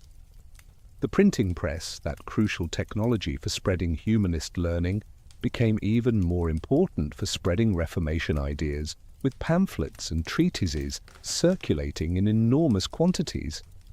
France developed its own Renaissance culture that combined Italian influence with French traditions. Francis I, who ruled from 1515 to 1547, was an enthusiastic patron who invited Leonardo da Vinci to France in his final years and commissioned Italian artists to decorate his chateau, the Loire Valley, filled with elegant palaces that combined French Gothic traditions with Italian classical details. The school of Fontainebleau, established by Italian artists working for Francis, developed a sophisticated Mannerist style that influenced French art for decades. Yet France remained fundamentally Gothic in its architectural traditions. and French culture never quite absorbed the classical orientation that characterized Italian Renaissance. The French humanist tradition produced remarkable scholars like Guillaume Boudet, who promoted Greek studies and founded what would become the Collège de France. Michel de Montaigne, writing in the late 16th century, essentially invented the personal essay as a literary form, using the first person to explore philosophical questions through the lens of his own experience and reading. His skeptical, tolerant, self-aware voice represented a different kind of humanism than the earlier, more programmatic variety, one that questioned dogmatic certainties and recognized the limits of human knowledge. Spain under Ferdinand and Isabella, and then Charles V and Philip II, became a major European power, but its renaissance was shaped by its unique history. The completion of the Reconquista in 1492, expelling the last Muslim kingdom from the Iberian Peninsula, and the Inquisition, created a culture more religiously unified and militant than existed elsewhere. Spanish humanism remained firmly Catholic, producing scholars like Luis Vives, who combined humanist learning with orthodox theology. Spanish art in the 16th century was influenced by Italian models but maintained distinctive characteristics, often emphasizing mystical intensity and dramatic emotion rather than classical balance. The spread of Renaissance culture throughout Europe was thus not a simple diffusion of Italian ideas, but a complex process of adaptation and transformation. Each region took what was useful or appealing from Italian innovations, while maintaining its own traditions and responding to its own circumstances. The result was not a single European Renaissance, but multiple Renaissances, related but distinct, sharing certain common elements but diverging in crucial ways. The unity of Latin Christendom that had characterized medieval Europe was fracturing, replaced by competing nations, religious divisions, and cultural diversity that would shape the early modern world. The political transformations that accompanied the Renaissance were as significant as the artistic and intellectual changes, though perhaps less immediately visible. The Italian city-states that had nurtured Renaissance culture were laboratories for new forms of political organization and thought. The medieval political order, with its overlapping jurisdictions of pope, emperor, kings, and feudal lords, its assumption of universal Christian empire, its grounding in divine law and traditional authority, was being challenged by practical experience and theoretical reflection. From this ferment emerged political ideas that would shape the modern understanding of statecraft, power, and governance. Niccolò Machiavelli was born in Florence in 1469 into a family of modest means. He entered government service in 1498 after the fall of Savonarola, and for 14 years served the Florentine Republic as a diplomat and administrator. His work took him to the courts of France and the Holy Roman Empire, where he observed how power was actually wielded by successful rulers. He saw firsthand how political decisions were made, how alliances shifted, how force and fraud determined outcomes more reliably than justice or piety. When the Medici returned to power in Florence in 1512, Machiavelli was dismissed from office, briefly imprisoned and tortured on suspicion of conspiracy, and then retired to his small farm outside the city. In exile and forced leisure, Machiavelli turned to writing. His major work, The Prince, was composed quickly in 1513 as a kind of job application, an attempt to demonstrate his usefulness to the Medici by offering advice on how to acquire and maintain power. The book drew on his reading of ancient history, particularly Livy's account of the Roman Republic, and his own experience observing contemporary politics. What emerged was a work so stark in its separation of political effectiveness from moral virtue that it shocked readers and established Machiavelli's name as synonymous with cynical manipulation. The Prince began with a clinical analysis of different types of principalities and how they were acquired. Machiavelli distinguished between hereditary states, which were easier to govern because subjects were accustomed to the ruling family, and new principalities, which required greater skill to secure. He analyzed successful rulers like Cesare Borgia, the illegitimate son of Pope Alexander VI, who had carved out a state in central Italy through a combination of military force, strategic alliances, and ruthless elimination of potential rivals. Machiavelli admired Borgia's audacity and effectiveness, even while acknowledging that his ultimate failure came from circumstances beyond his control. The book's most controversial sections addressed whether it was better for a prince to be loved or feared, and whether rulers should keep their word. Machiavelli concluded that while being both loved and feared would be ideal, if one had to choose, fear was more reliable than love. People were fickle and self-interested, loyal when things went well, but quick to abandon a ruler in adversity. Fear of punishment, however, was a constant deterrent. As for keeping faith, Machiavelli argued that a ruler should appear to be trustworthy and should keep promises when convenient, but must be willing to break them when circumstances required. The successful prince needed to be both lion and fox, combining force with cunning. These arguments scandalized readers accustomed to mirrors of princes, the medieval genre of advice books that instructed rulers in Christian virtue. Traditional political philosophy held that the good ruler was distinguished by justice, mercy, generosity, and piety.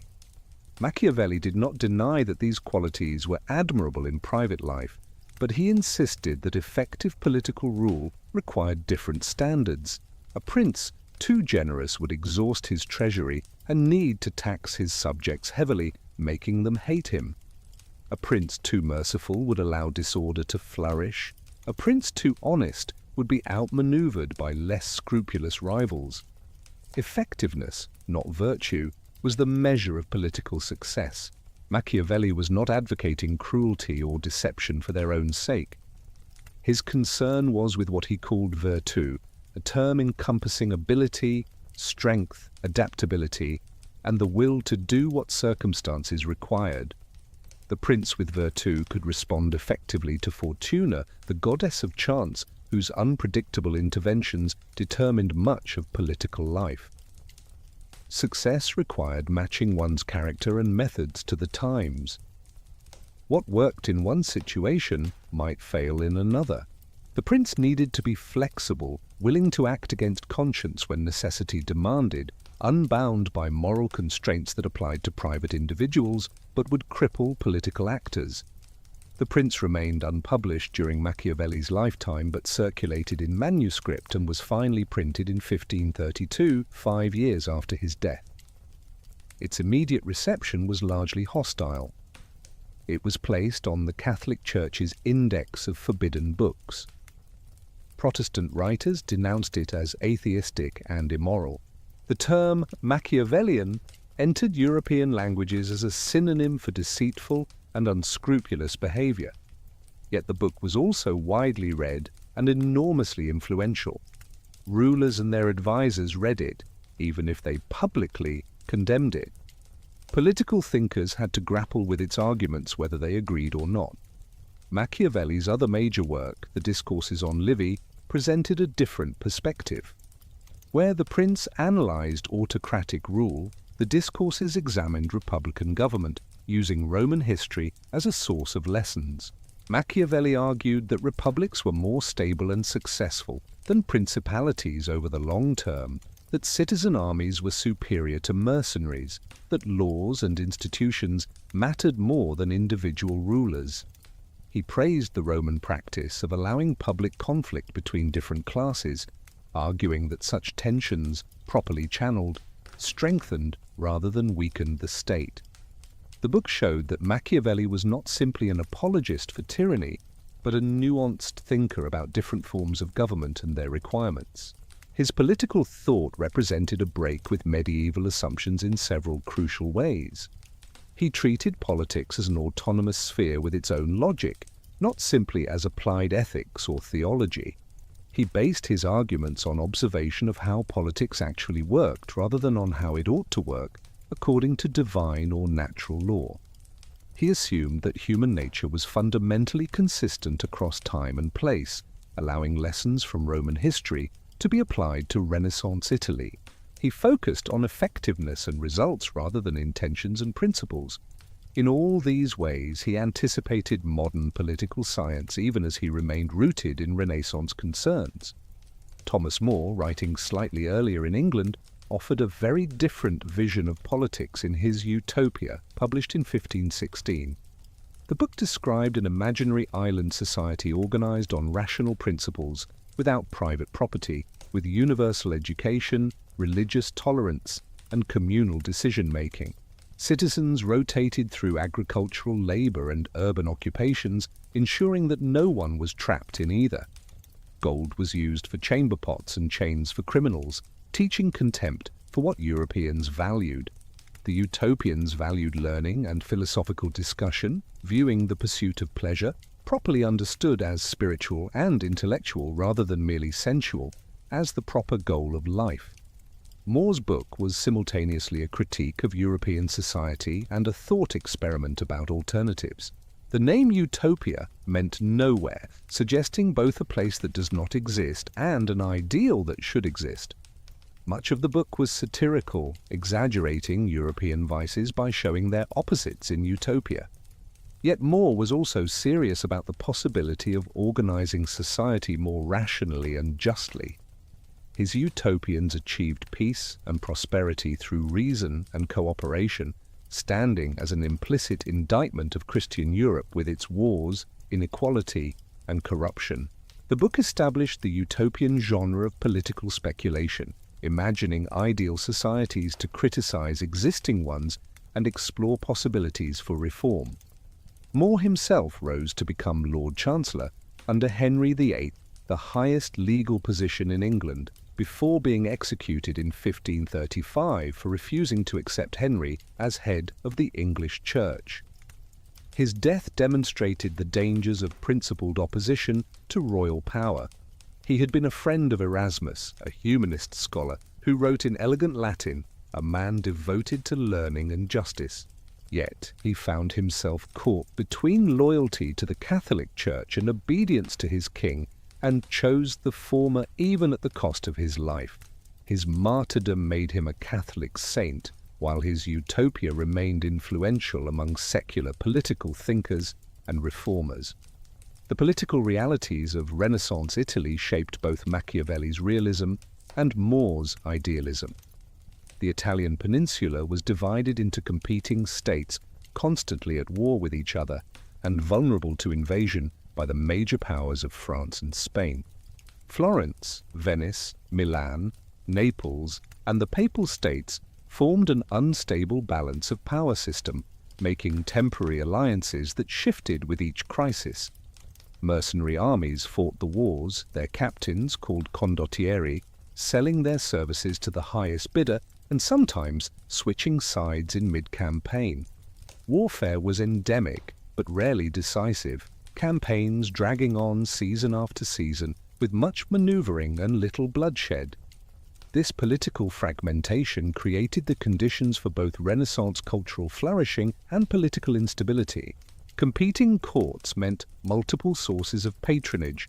Artists could move from one city to another, finding employment.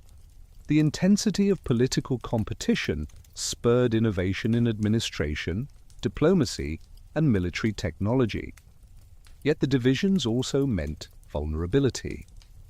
When the French king Charles VIII invaded Italy in 1494 with a large army and effective artillery, the Italian states proved unable to offer effective resistance. The invasion and the subsequent wars that convulsed Italy for decades exposed the weakness of city-states that had seemed so powerful in their narrow contexts. The diplomacy that developed among Italian states pioneered practices that would spread throughout Europe. Resident ambassadors, officials who lived permanently in foreign capitals rather than traveling only for specific negotiations, were an Italian innovation. These ambassadors gathered information, cultivated relationships, negotiated treaties, and reported back to their governments. The dispatches sent by Venetian ambassadors detailing conditions in the courts where they served became valuable intelligence for the Venetian government and eventually for historians studying the period. the professionalization of diplomacy, the development of established protocols and practices was part of the broader Renaissance rationalization of political practice. The theory of balance of power, the idea that states should ally to prevent any single power from becoming dominant, emerged from Italian experience. When Milan grew too powerful, Venice and Florence would ally against it. When Venice expanded its territory on the mainland, other states would combine to check it. This system worked imperfectly, frequently breaking down into warfare, but it did prevent complete unification of Italy under any single power. The same logic would eventually be applied to European politics more broadly, with England in particular positioning itself as the balancer, supporting whichever continental alliance would prevent French, or later German hegemony. Francesco Guicciardini, a younger contemporary of Machiavelli who also served in Florentine government, wrote a monumental history of Italy that chronicled the catastrophic period from 1494 to 1534. His history emphasized the roles of individuals and the importance of contingent events rather than seeking larger patterns or divine providence.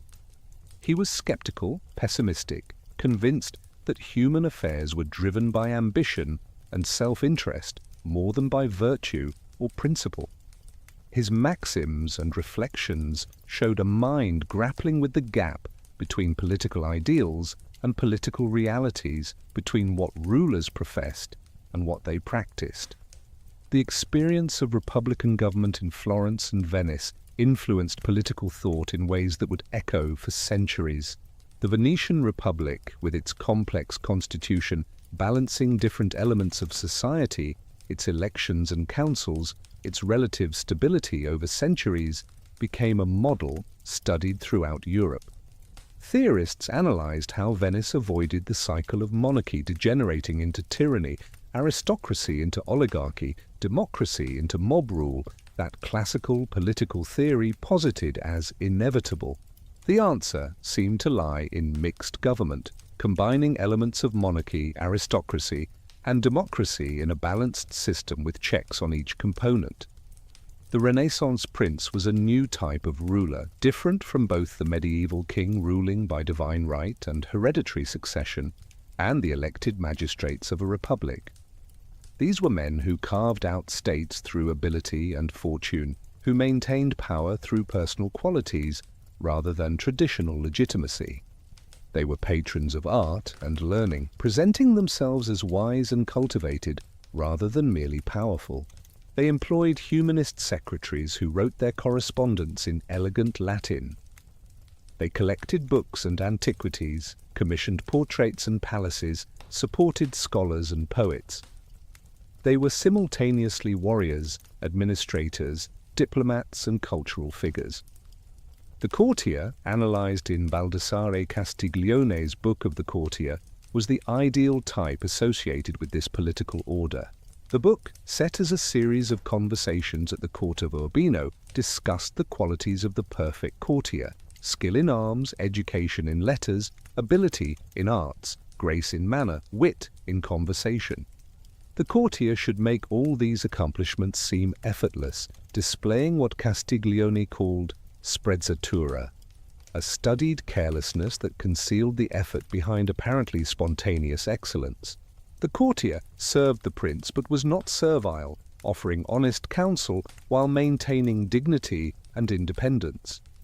The political thought and practice of the Renaissance established foundations for modern politics in multiple ways.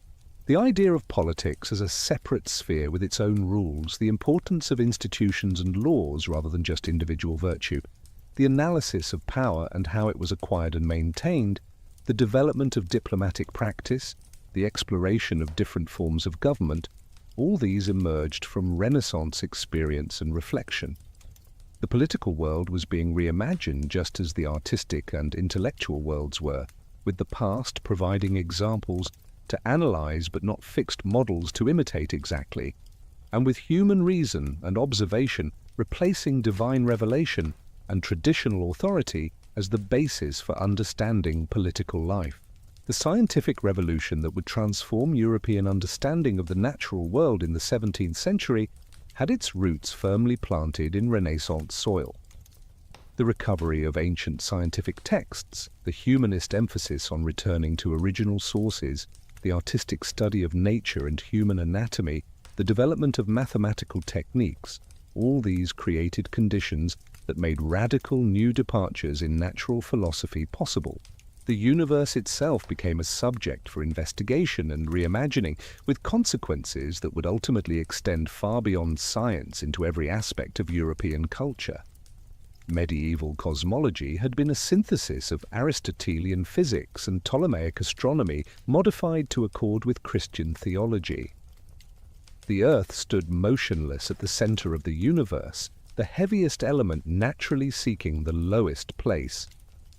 Around the Earth revolved crystalline spheres carrying the Moon, the Sun, the 5 known planets, and the fixed stars.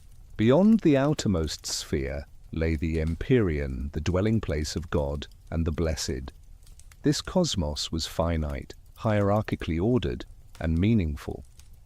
Every element had its proper place. Motion occurred only when things were displaced from their natural positions, and the heavens above the Moon were perfect and unchanging in contrast to the corrupt and mutable sublunary realm.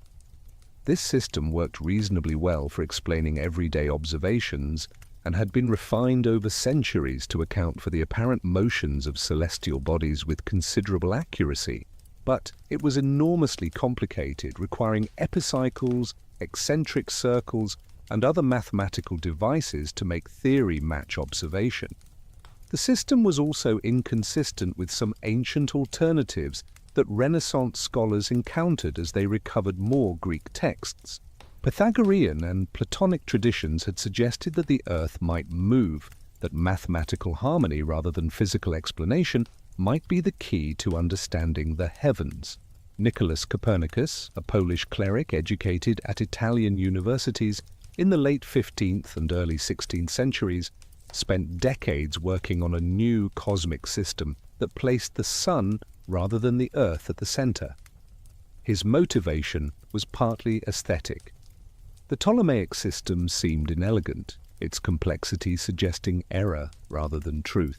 Ancient references to heliocentric ideas encouraged him to think the alternative was viable.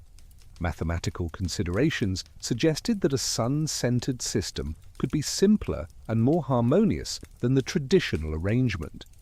Copernicus was not conducting experiments or making new observations. He was rethinking the geometry of the heavens using existing data.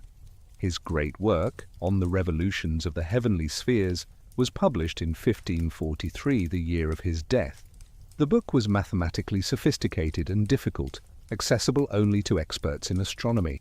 Copernicus proposed that the Earth and other planets orbited the Sun in circular paths, that the Earth rotated daily on its axis, producing the apparent motion of the stars, and that the universe was vastly larger than previously thought because the fixed stars showed no parallax despite the Earth's annual motion around the Sun. These were revolutionary claims that contradicted both common sense and scripture, which seemed to assert clearly that the Earth stood still and the Sun moved around it. The initial reaction to the Copernican system was muted. Most astronomers found it interesting as a mathematical device for calculation, but rejected it as physical reality. How could the Earth be moving when we feel no motion? Why would birds not be left behind when they flew if the Earth was rotating? How could the seas remain in place if the Earth was hurtling through space? The physical arguments against a moving Earth seemed compelling. Only the mathematical advantages of the heliocentric system attracted attention, and even these were not as clear as Copernicus had hoped, since his retention of circular orbits still required some epicycles to match observations. The Catholic Church did not immediately condemn the work, in part because Copernicus had dedicated it to the Pope, and because an unauthorized preface by Andreas Osiander presented the heliocentric system as merely a calculating device rather than a claim about physical reality. Protestant reformers were generally more hostile, seeing the theory as contradicting scripture. Luther reportedly dismissed Copernicus as a fool who wished to reverse the entire science of astronomy. For decades, the Copernican system remained a minority view among astronomers, defended primarily because it was mathematically useful rather than because it was believed to be true. The transformation of anatomy and medicine during the Renaissance proceeded along different lines, but with equally important consequences.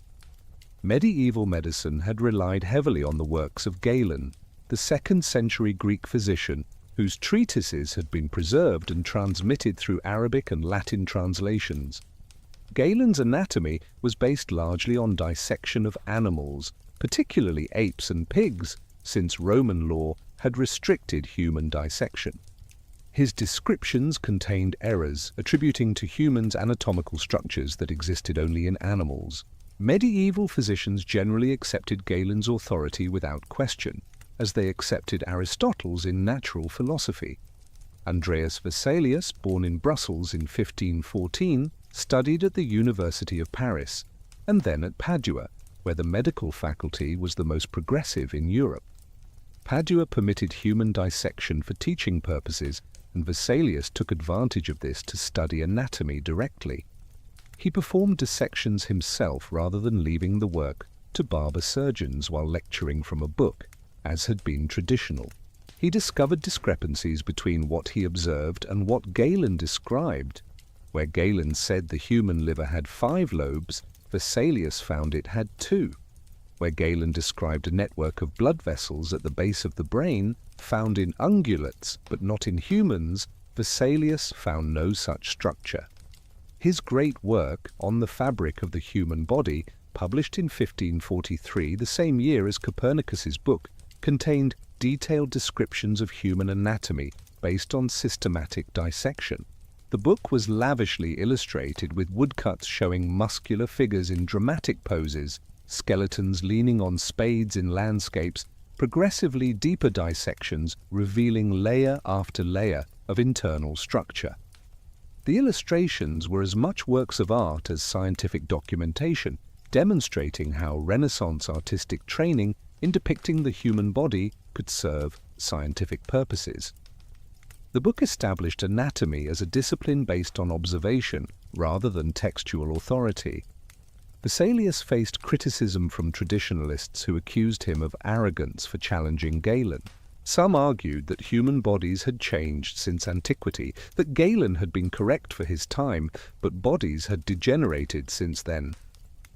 Others suggested that Vesalius had examined abnormal specimens, but the evidence was too clear and too easily verified by anyone willing to perform dissections. Within a generation, Vesalius's corrections to Galen were widely accepted, and the principle that observation should trump textual authority in anatomical matters became established. The mathematical advances of the Renaissance were less dramatic than the transformations in astronomy and anatomy, but equally important for the later development of science. Medieval mathematics had been largely practical, focused on commercial arithmetic and basic geometry. The recovery of Greek mathematical texts, particularly Euclid's Elements, and works by Archimedes and Apollonius, provided more sophisticated foundations. Algebraic methods arrived from the Islamic world through translations and through Italian mathematicians like Leonardo Fibonacci. The development of symbolic notation made mathematical reasoning more powerful and general. Luca Pacioli, a Franciscan friar and friend of Leonardo da Vinci, published a comprehensive mathematical textbook in 1494 that included material on arithmetic, algebra, and geometry. His section on double-entry bookkeeping helped standardize accounting practices for the merchant economy. His work on mathematical perspective influenced artists seeking to render three-dimensional space on two-dimensional surfaces. The interplay between mathematical theory and practical application, between pure mathematics and applied problems in art, architecture, navigation, and commerce, characterized Renaissance mathematics. The solution of cubic and quartic equations by Italian mathematicians in the 16th century represented a major advance beyond ancient and medieval mathematics.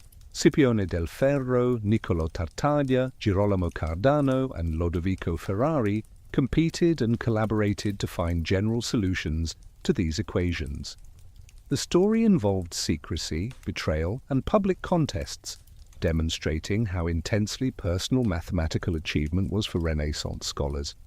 Cardano's Ars Magna, published in 1545, presented the solutions and introduced imaginary numbers, quantities that when squared gave negative results which had no obvious physical meaning but proved mathematically useful. The practical demands of navigation stimulated improvements in instrumentation and observational techniques. Exploration of the Atlantic and voyages to the Americas and around Africa to Asia required better methods for determining position at sea. Astronomical tables, improved astrolabes and quadrants for measuring celestial positions, charts of coastlines and harbours all received attention from mathematicians and instrument makers. The connection between exploration, commerce, and scientific advance became increasingly strong, with governments and merchants funding research that promised practical benefits. The Renaissance revival of ancient learning in natural philosophy was not entirely progressive. Along with legitimate ancient science came magical and mystical traditions that Renaissance thinkers took seriously. Hermeticism, supposedly ancient Egyptian wisdom preserved in texts actually written in late antiquity, attracted humanists who believed they had discovered pre-Socratic knowledge. Alchemy, the art of transmuting base metals into gold and discovering the elixir of life, was pursued by serious scholars as well as charlatans. Astrology, the belief that celestial bodies influenced earthly events and human character, was almost universally accepted and practiced by learned men who cast horoscopes for princes and made predictions about propitious times for various activities. These magical traditions were not simple superstition, but part of a worldview that saw the cosmos as fundamentally interconnected through hidden correspondences and sympathies. The Renaissance magus, exemplified by figures like Marsilio Ficino and Pico della Mirandola, sought to understand and manipulate these hidden connections. They studied Kabbalah, Neoplatonic theurgy, and natural magic, believing that knowledge of occult properties could give power over nature. This magical approach to nature would eventually be displaced by mechanical philosophy and experimental science, but in the Renaissance it coexisted with, and sometimes stimulated, what we would recognize as scientific inquiry. Paracelsus, the Swiss physician and alchemist who lived in the early 16th century, rejected traditional medicine based on Galen and proposed instead a chemical approach to understanding health and disease. He believed that illness resulted from chemical imbalances and that chemical remedies could restore health. He introduced minerals and chemicals into medicine, including compounds of mercury, sulfur, and antimony. His ideas were unorthodox and often expressed in mystical terms involving alchemical concepts, but they pointed toward a future where medicine would be based on chemistry rather than the four humours of Galenic theory. The development of new instruments expanded human capacity to observe nature. Spectacles had been invented in the 13th century, but the Renaissance saw improvements in glass quality and lens grinding. Compound microscopes began to appear in the late 16th century, though their full potential would not be realized until the 17th. Telescopes were invented in the Netherlands around 1608 and were quickly improved by Galileo, who turned them toward the heavens and discovered mountains on the moon, satellites orbiting Jupiter, and countless stars invisible to the naked eye.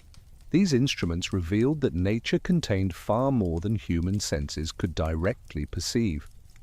The printing press played a crucial role in the development of Renaissance science by allowing rapid dissemination of discoveries and standardization of information. Scientific texts could be printed with diagrams and illustrations that were identical in every copy. Errors could be corrected in subsequent editions. Natural philosophers across Europe could read the same books and respond to the same arguments, creating a community of scholars engaged in collective inquiry. The scientific journal, which would become central to scientific communication, had not yet emerged, but the conditions for such institutions were being established. The Renaissance approach to nature was not yet fully scientific in the modern sense. Experiment was not yet systematic. Mathematics had not yet been fully integrated with physics. The distinction between natural philosophy, which sought ultimate explanations, and natural history, which collected and classified observations, remained firm. The reliance on ancient authorities, though weakening, was still strong. Yet the foundations were being laid for the transformation that would come in the 17th century with figures like Galileo, Kepler, and Newton. The willingness to question authority, the emphasis on observation and mathematics, the development of instruments and techniques, the creation of communities of scholars engaged in collective inquiry, all these essential elements of modern science emerged during the Renaissance. The study of the natural world in the Renaissance demonstrated both the possibilities and limitations of the period's intellectual culture. On one hand, the recovery of ancient texts and the emphasis on returning to sources allowed correction of medieval errors and recovery of sophisticated Greek science. The artistic study of nature encouraged close observation and accurate depiction. The mathematical developments provided tools for precise description and prediction. On the other hand, the humanist reverence for antiquity sometimes inhibited innovation. The acceptance of magical and mystical ideas confused investigation, and the lack of systematic experimental method limited progress. The scientific revolution that would follow built on Renaissance achievements while overcoming Renaissance limitations. The literary transformations of the Renaissance paralleled the changes in visual arts and philosophy, reshaping how Europeans wrote and thought about language, narrative, and human experience. The medieval period had produced magnificent literature, from the Divine Comedy to Arthurian romances to the lyrics of troubadours, but Renaissance writers self-consciously sought to equal or surpass ancient models while also elevating vernacular languages to rival Latin as vehicles for serious literary expression. The result was an explosion of creativity that established foundations for modern European literatures. Dante Alighieri stood at the threshold between medieval and Renaissance worlds. Writing in the early 14th century, he composed his Divine Comedy in Italian rather than Latin, a radical choice that demonstrated vernacular language could handle the most elevated subjects. The poem narrated his journey through hell, purgatory, and paradise, guided first by the Roman poet Virgil and then by his idealized beloved Beatrice. The work synthesized medieval Christian cosmology and theology with classical learning, political commentary, and philosophical speculation. Dante's Italian, the Tuscan dialect of Florence, became, through the comedy's influence, the basis for standard Italian, showing how a literary masterwork could shape a language. The poem was encyclopedic in scope, incorporating contemporary science, philosophy, history, and politics into its vision of the afterlife. Dante placed historical figures and personal enemies in various circles of hell according to his judgment of their sins. He explored complex theological questions about free will, divine justice, and the relationship between earthly and heavenly authority. He created vivid, psychologically complex characters from brief encounters with souls in torment or bliss. The comedy demonstrated that vernacular literature could be as intellectually sophisticated as Latin works, that it could serve as a vehicle for the full range of human knowledge and emotion. Giovanni Boccaccio, writing later in the 14th century, took vernacular prose in a different direction with his Decameron. The frame story described 10 young people fleeing Florence during the Black Death of 1348, taking refuge in a country villa where they passed time telling stories to each other. Over 10 days, each person told one story per day, producing 100 tales covering an enormous range of subjects, tones, and moral perspectives. The stories ranged from bawdy farce to tragic romance, from anti-clerical satire to celebrations of cleverness and wit. The Decameron represented a fundamentally secular vision of human life. While religious themes appeared, the dominant concerns were earthly: love, desire, money, social status, cleverness, fortune. The storytellers judged actions by their outcomes and their entertainment value more than by abstract moral principles. A clever adultery might be celebrated for its ingenuity, a greedy priest might be mocked for his hypocrisy, a passionate love might be justified regardless of social conventions. This moral flexibility, this willingness to depict human behavior in all its variety without always judging it by Christian standards, marked a significant departure from medieval literature. Boccaccio's prose style influenced subsequent Italian writing and, through translations, European literature more broadly. His sentences were balanced and elegant without being ornate, capable of subtle psychological analysis and dramatic action. He created memorable characters through dialogue and behavior rather than description. His framing device, which allowed multiple narrators with different perspectives, became a model for later works. The Decameron showed that prose narrative could be a major literary form, not merely utilitarian writing, but a vehicle for art and entertainment. Francesco Petrarca, known as Petrarch, writing in the mid-14th century, established the model for Renaissance love poetry with his Canzoniere, a collection of poems in Italian celebrating his love for Laura, a woman he claimed to have seen in a church in Avignon in 1327. Whether Laura was a real person or a literary fiction remains debated, but the poems themselves became enormously influential. Petrarch refined the sonnet form, 14 lines of carefully structured verse that allowed for development of a thought or emotion through specific formal patterns. His sonnets analyzed his conflicting feelings, the joy and torment of love, with unprecedented psychological subtlety. Petrarch's love poetry drew on the medieval tradition of courtly love, but transformed it through classical learning and introspective intensity. He used imagery from Ovid and other Roman poets, applied rhetorical techniques learned from Cicero, and subjected his emotions to analytical scrutiny that was both literary performance and genuine self-examination. The resulting poems created a model that European poets would imitate for centuries.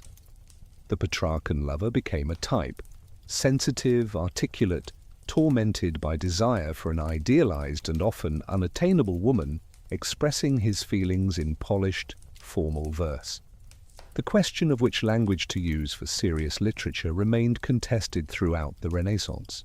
Latin was the international language of scholarship, understood by educated people across Europe. Writing in Latin meant potentially reaching readers from Portugal to Poland. But Latin was also a learned language, requiring years of education to master, accessible only to the elite. The vernacular languages were what people actually spoke, capable of reaching broader audiences, but fragmented into regional dialects and lacking the prestige and stability of Latin. Italian humanists debated what they called the questione della lingua, the question of the language.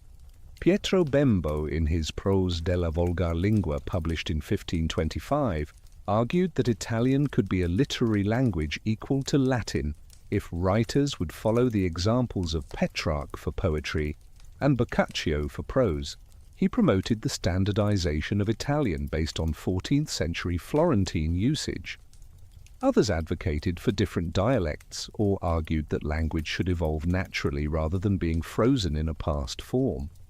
The debate reflected broader Renaissance tensions between ancient authority and contemporary practice, between fixity and change.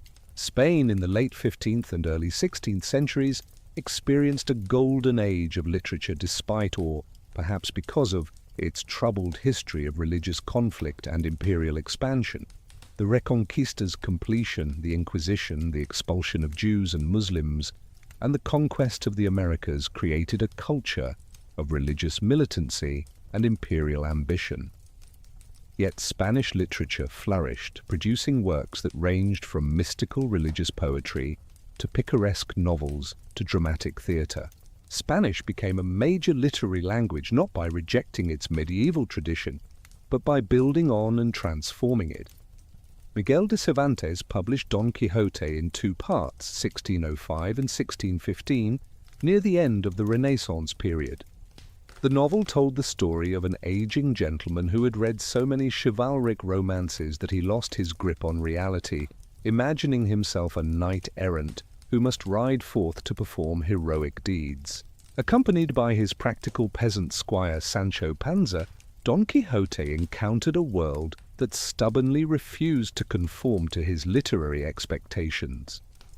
Windmills were not giants, inns were not castles, peasant girls were not noble ladies. The comedy arose from the collision between romance and reality, between noble ideals and mundane circumstances. Don Quixote was simultaneously a satire of chivalric romance and an exploration of the power of imagination and idealism. The knight was deluded but also courageous, foolish but also noble. His insistence on living by an obsolete code made him ridiculous but also sympathetic. Cervantes created a work of extraordinary psychological depth and structural sophistication, embedding stories within stories, playing with narrative perspective, allowing characters to discuss the book itself in the second part. The novel established many of the conventions that would define the modern novel form: complex character development, interaction between idealism and realism, self-conscious narrative technique, and the exploration of how stories shape perception. England developed its vernacular literary tradition somewhat later than Italy or Spain, but the Renaissance produced an extraordinary flowering of English literature, particularly in the late 16th and early 17th centuries. Geoffrey Chaucer in the 14th century had written the Canterbury Tales in Middle English, showing that English could be a literary language, but the language had continued to evolve, and English literature remained less prestigious than French or Latin. The Tudor period, particularly the reign of Elizabeth the Faust from 1558 to 1603, saw English literature reach new heights.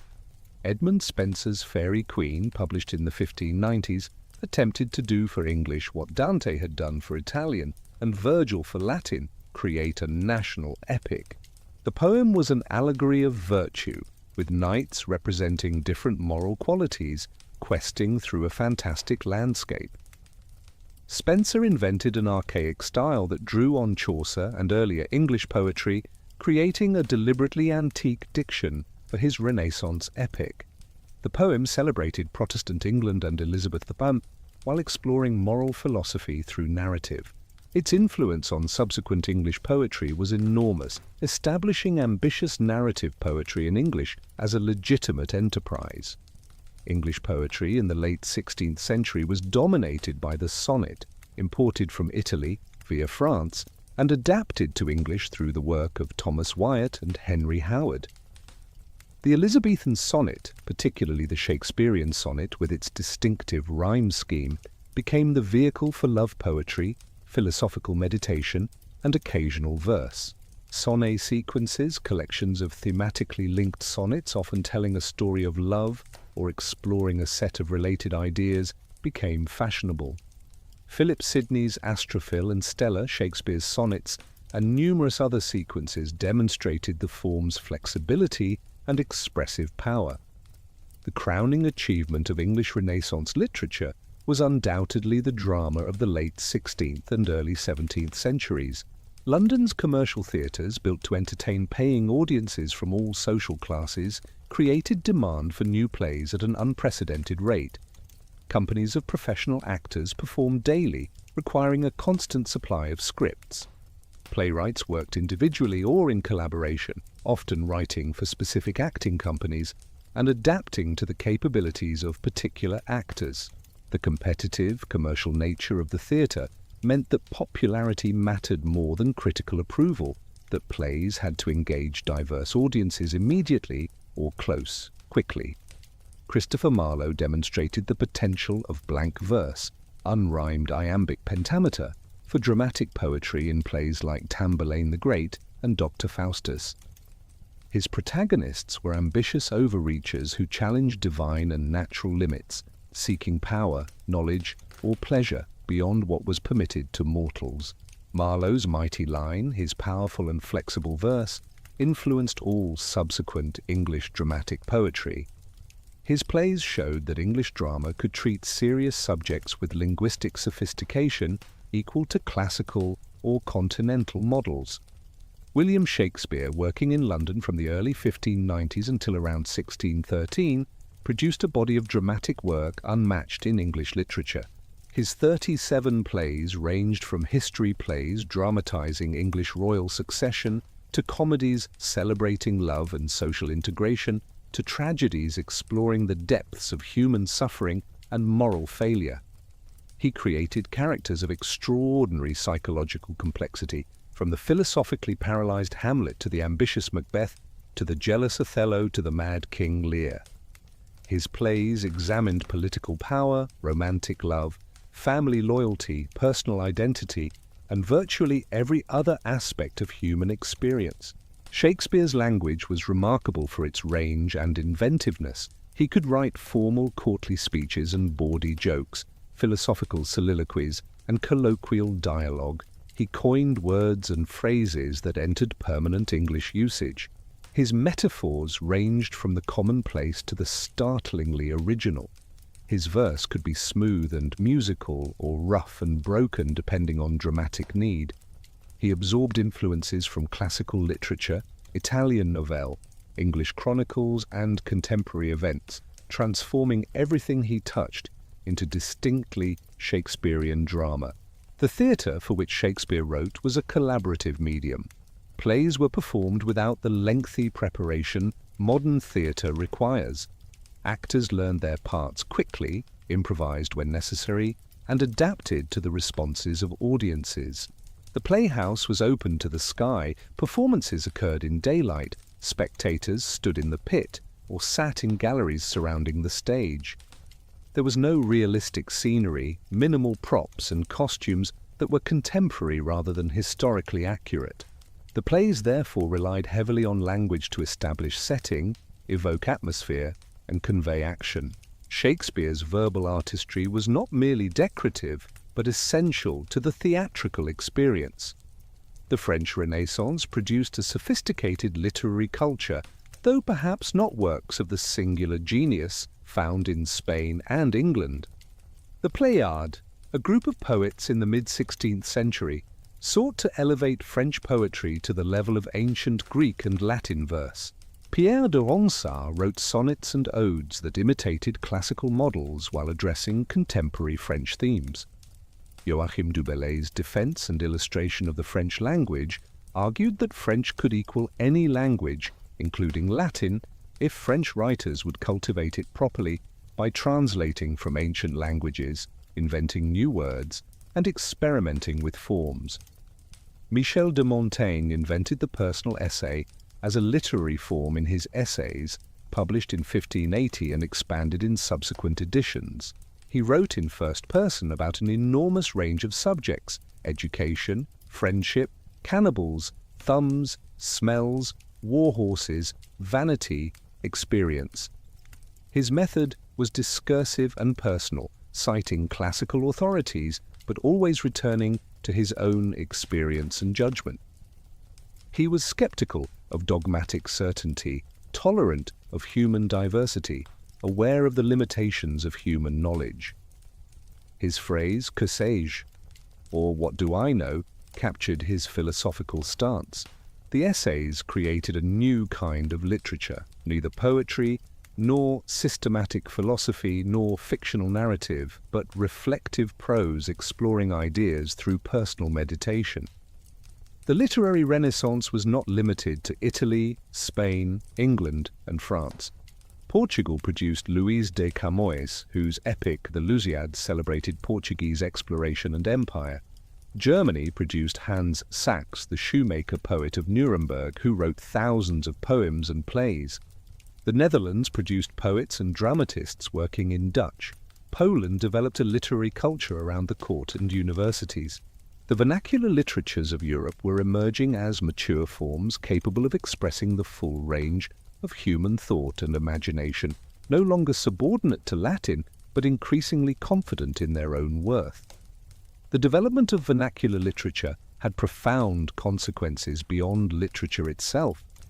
It contributed to the formation of national identities, as people who spoke the same language came to see themselves as sharing a cultural community. It made literature accessible to wider audiences since vernacular texts did not require classical education. It allowed for more direct and natural expression than was possible in learned Latin. It created traditions that would continue to develop, languages that would continue to evolve. The Renaissance did not end Latin's importance as an international scholarly language, but it did establish the vernacular languages of Europe as legitimate vehicles for high culture, worthy of the same care and craft as had been devoted to classical languages. The Renaissance transformation extended beyond painting, sculpture, and literature to encompass music, architecture, and the very fabric of daily life among the educated and wealthy classes of Europe. The way people lived, dressed, ate, and organized their households reflected changing values and aesthetic sensibilities. The courtly culture that developed, particularly in Italy, established models of behavior and taste that spread throughout European elite society, creating a shared culture that transcended political boundaries, even as Europe fractured religiously and politically.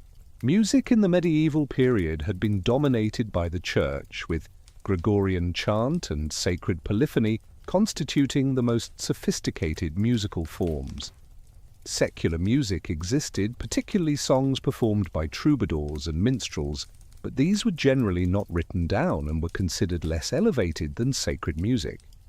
The Renaissance saw both the refinement of polyphonic sacred music and the emergence of secular vocal and instrumental music as serious artistic forms.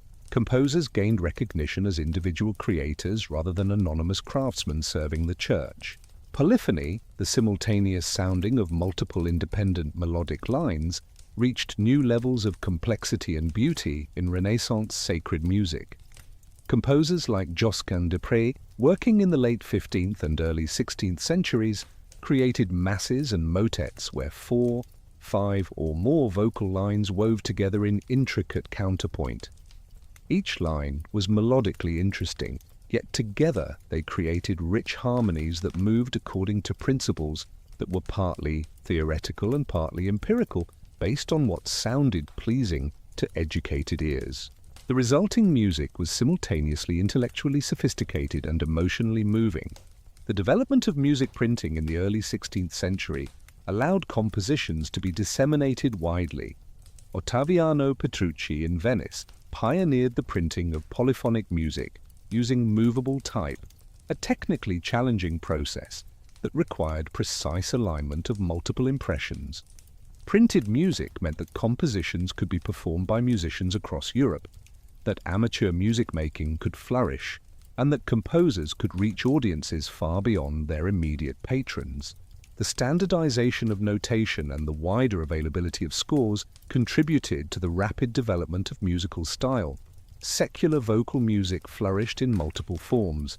The Italian madrigal, developed in the 16th century, set vernacular poetry to polyphonic music that attempted to express the emotional content and imagery of the text.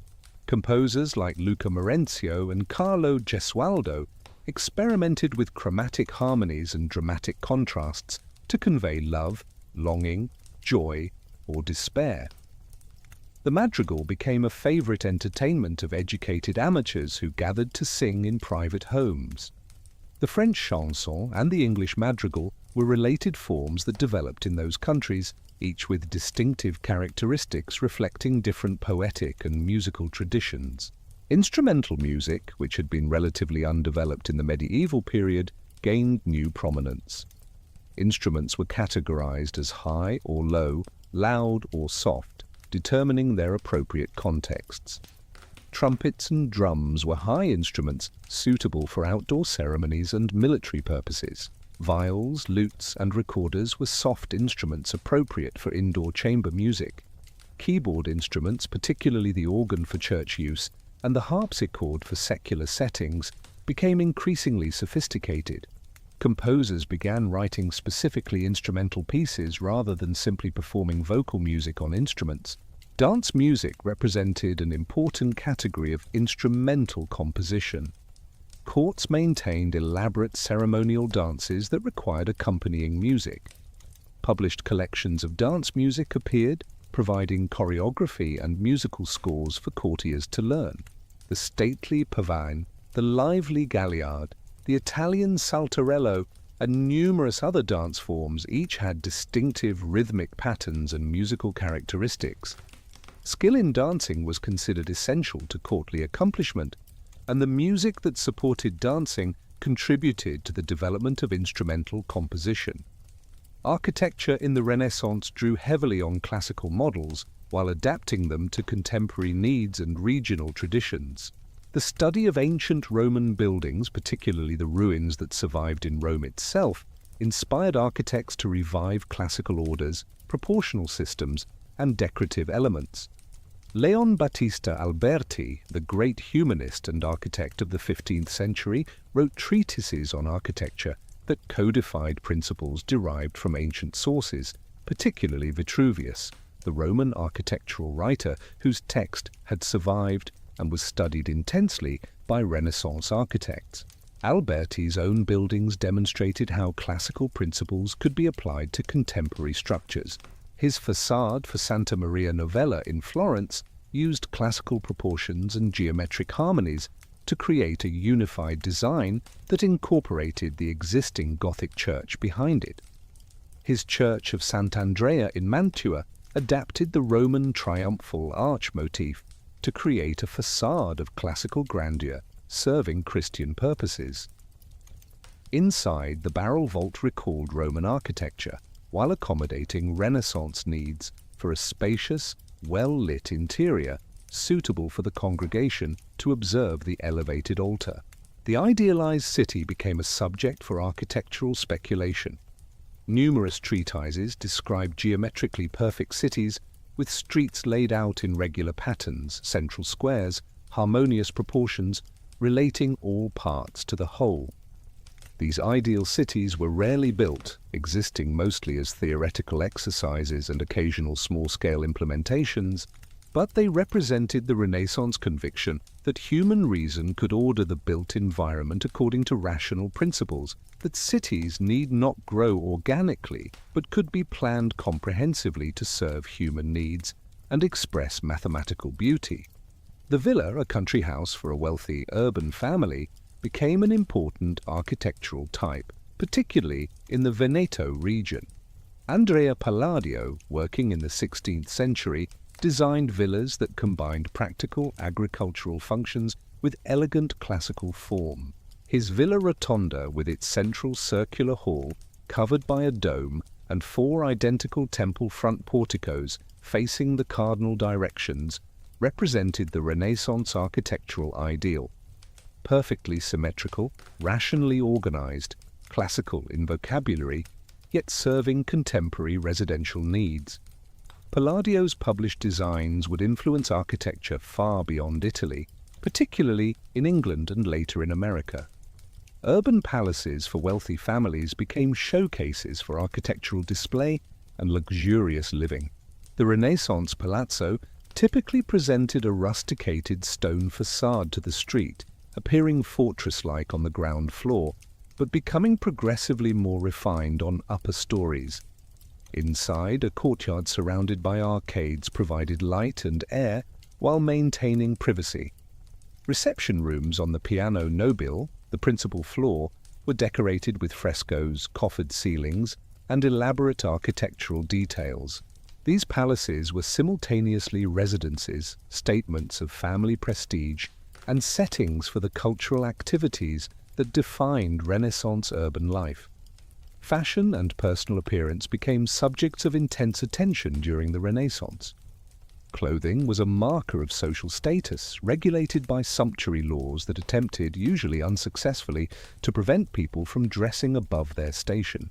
The wealthy adorned themselves in silks, velvets, and furs, their garments slashed and puffed, to display contrasting colors and fabrics.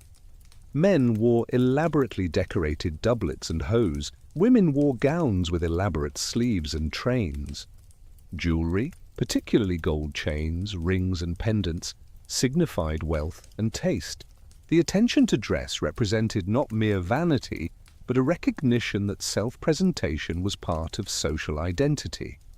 Portraiture flourished partly because of this interest in appearance and identity.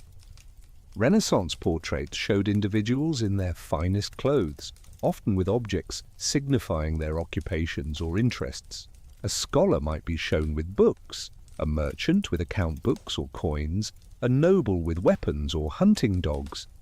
Women were portrayed in sumptuous clothing and elaborate jewelry, though often with less individuality than male portraits, conforming to ideals of beauty rather than capturing particular personalities.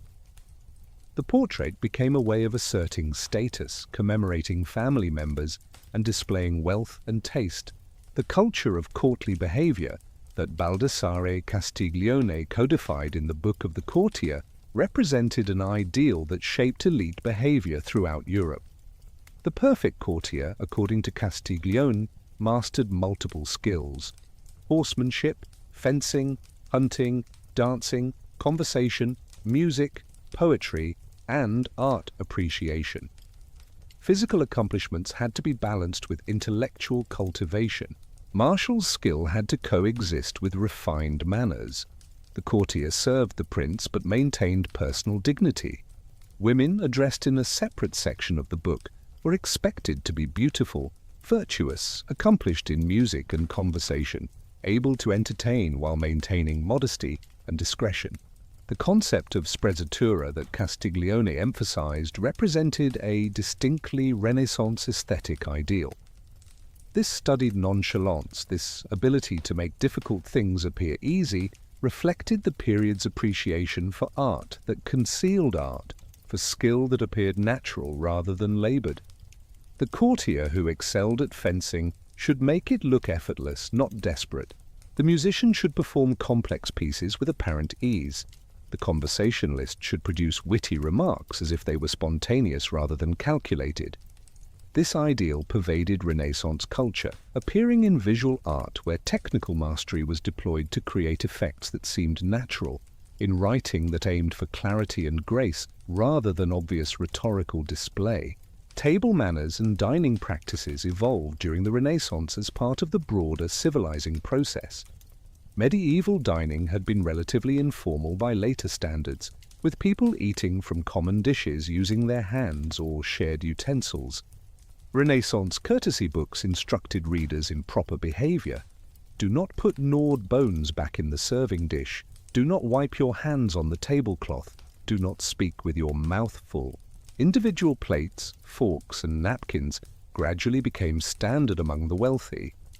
The elaborate dining customs that would characterize elite European society in subsequent centuries had their origins in Renaissance courtesy culture. Banquets were occasions for display and entertainment as well as eating.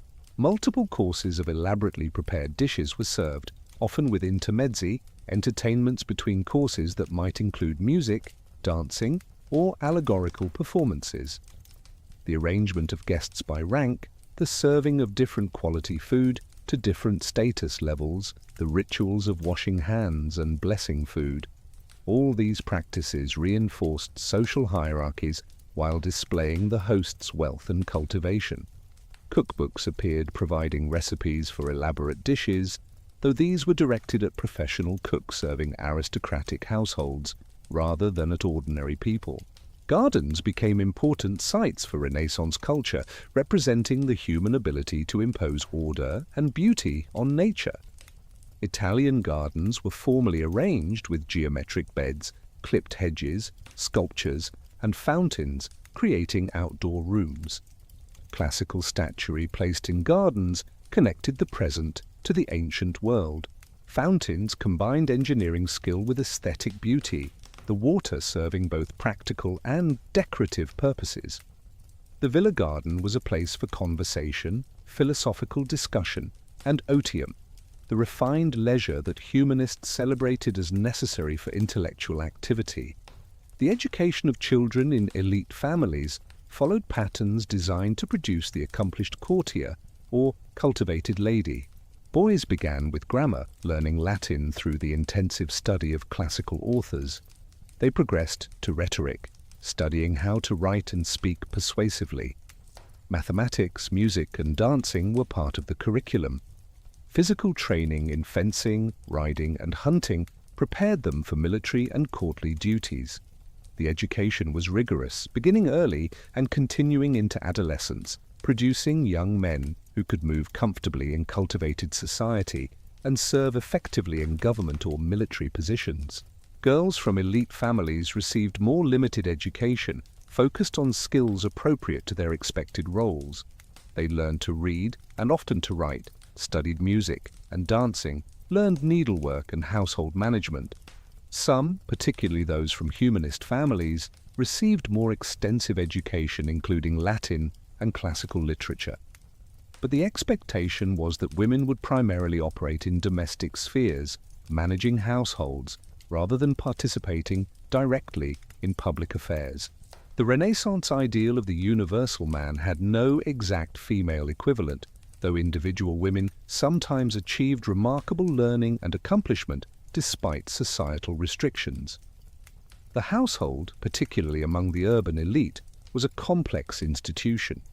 Wealthy families maintained numerous servants, skilled artisans, tutors, and other dependents. The household was simultaneously an economic unit, a site of production, a center of family life, and a locus of patronage. A banker's household might include clerks who worked in the bank, artists producing works for the family's collection or chapel, scholars translating texts or tutoring children, musicians providing entertainment. The household blurred distinctions between public and private, work and family, economic and cultural activities. The daily routines of Renaissance life varied enormously by social class, occupation, and location. For the wealthy, the day might begin with attendance at Mass, continue with business activities or government service, include a substantial midday meal followed by conversation or rest, and conclude with supper and entertainment. Time was structured by church bells marking the canonical hours, though mechanical clocks were becoming more common in cities.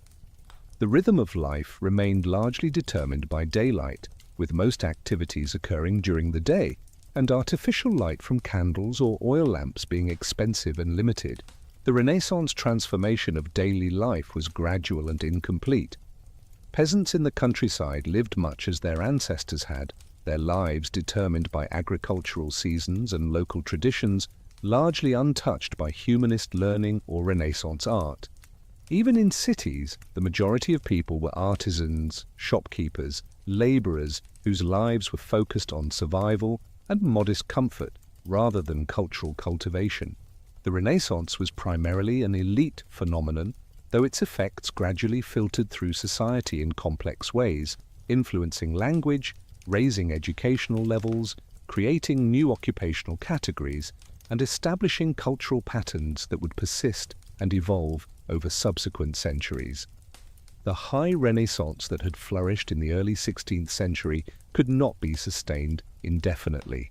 The conditions that had made it possible, the relative stability of Italian city-states, the wealth available for patronage, the confidence in human capability and classical models, all these began to erode under the pressure of religious conflict, foreign invasion, and changing cultural sensibilities.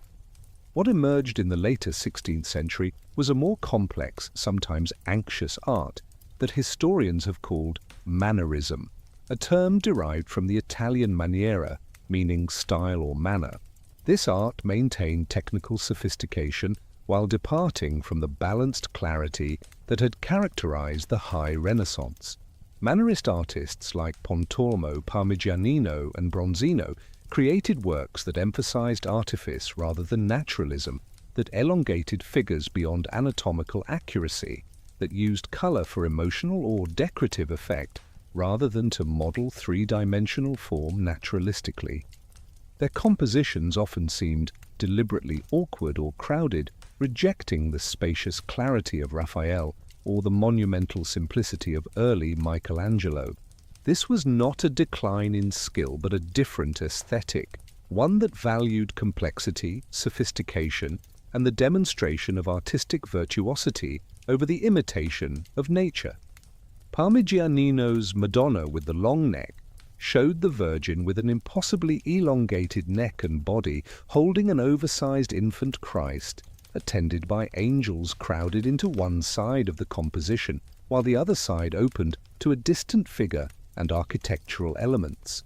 The painting violated the rules of proportion and perspective that the Renaissance had so carefully established, but it did so deliberately, creating an image of otherworldly elegance that was beautiful precisely because it transcended natural appearances. The Mannerist aesthetic suggested that art at its highest did not merely imitate nature, but improved upon it, creating a refined and artificial beauty more perfect than anything found in the material world. The sack of Rome in 1527, when mutinous imperial troops pillaged the city for months, traumatized Italy and symbolically ended the high Renaissance confidence. Rome had been the center of artistic patronage under Popes Julius VI and Leo XVI, attracting the greatest artists and commissioning the most ambitious projects. The destruction and chaos of the sack, the humiliation of the Pope forced to flee, the violence inflicted on a city that had seemed the center of Christian civilization, all these shattered assumptions about progress and the stability of the cultural revival. Many artists fled Rome, dispersing to other cities and carrying their skills and styles with them. The Protestant Reformation, which had begun a decade earlier with Luther's challenge to church authority, continued to divide Europe religiously and culturally. The Catholic response, sometimes called the Counter-Reformation or Catholic Reformation, involved both internal reform and militant defense of traditional doctrine. The Council of Trent, meeting intermittently from 1545 to 1563, clarified Catholic theology, addressed corruption, and issued decrees on various matters, including the use of art in churches. Religious art was to be clear and emotionally engaging, avoiding obscurity and pagan elements that might confuse or distract the faithful. This emphasis would eventually lead to the development of Baroque art, with its dramatic emotionalism and spectacular effects designed to move viewers and reinforce Catholic doctrine. The religious wars that plagued Europe in the 16th and early 17th centuries created conditions hostile to the kind of cultural flourishing that had characterized the Renaissance. The French Wars of Religion, the Dutch revolt against Spanish rule, the 30 Years' War in Germany, all these conflicts consumed resources, destroyed cultural centers, and created climates of fear and intolerance. The optimism about human potential that had animated early humanism seemed naive in the face of religious fanaticism and devastating warfare. The classical past that had inspired Renaissance thinkers was revealed to be pagan and therefore potentially dangerous from both Catholic and Protestant perspectives. Yet the Renaissance achievements were not simply swept away by these changes. Instead, they were transformed and redirected. The techniques that Renaissance artists had developed, the mastery of anatomy, perspective, and oil painting, became fundamental skills that subsequent generations built upon. The humanist educational program, with its emphasis on rhetoric, classical languages, and moral philosophy through the study of ancient texts, became standard in European schools and universities, though often modified to ensure conformity with Christian doctrine. The political thought of Machiavelli and others continued to influence how rulers and advisors understood power and statecraft. The printing press, that crucial Renaissance technology, became, if anything, more important in the religious conflicts of the 16th century. Protestant reformers used it to spread their ideas through pamphlets, catechisms, and vernacular Bibles. Catholic authorities used it to publish approved texts and to combat heresy. The proliferation of printed materials contributed to rising literacy rates and created a reading public increasingly able to access ideas and information without intermediaries. The unintended consequence of this expanded access to knowledge was increasing difficulty for any authority to control information and maintain ideological uniformity. The scientific revolution of the 17th century built directly on Renaissance foundations. The recovery of ancient scientific texts, the humanist emphasis on going back to original sources, the development of mathematics, the improvement of instruments, all these Renaissance developments made possible the work of Galileo, Kepler, and eventually Newton.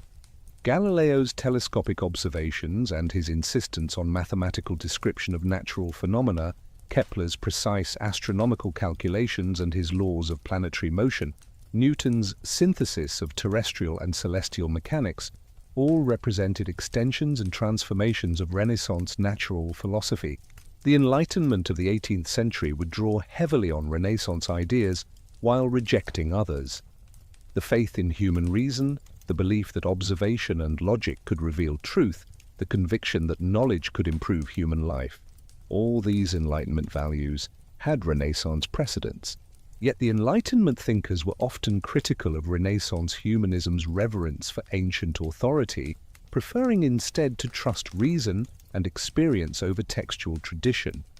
They built on Renaissance achievements while moving beyond them, creating a secular progressive worldview that would shape the modern West. The political legacy of the Renaissance was equally complex. The absolute monarchies that dominated Europe in the 17th and 18th centuries drew on Renaissance ideas about sovereignty and statecraft, even while rejecting the republican traditions of Italian city-states. The notion that politics operated according to its own logic, separate from religious or moral constraints, influenced how states conducted diplomacy and warfare. The professional bureaucracies and standing armies that modern states developed had precedence in Renaissance practices. Yet, the democratic revolutions of the late 18th century would also draw inspiration from Renaissance republicanism, from the Florentine and Venetian examples of self-government and civic virtue. The artistic legacy was perhaps most visible and enduring. European art until the late 19th century remained fundamentally committed to the naturalistic representation that Renaissance artists had pioneered. Art academies taught Renaissance techniques, students copied Renaissance masterworks, and the great museums that were established displayed Renaissance art as the pinnacle of European achievement.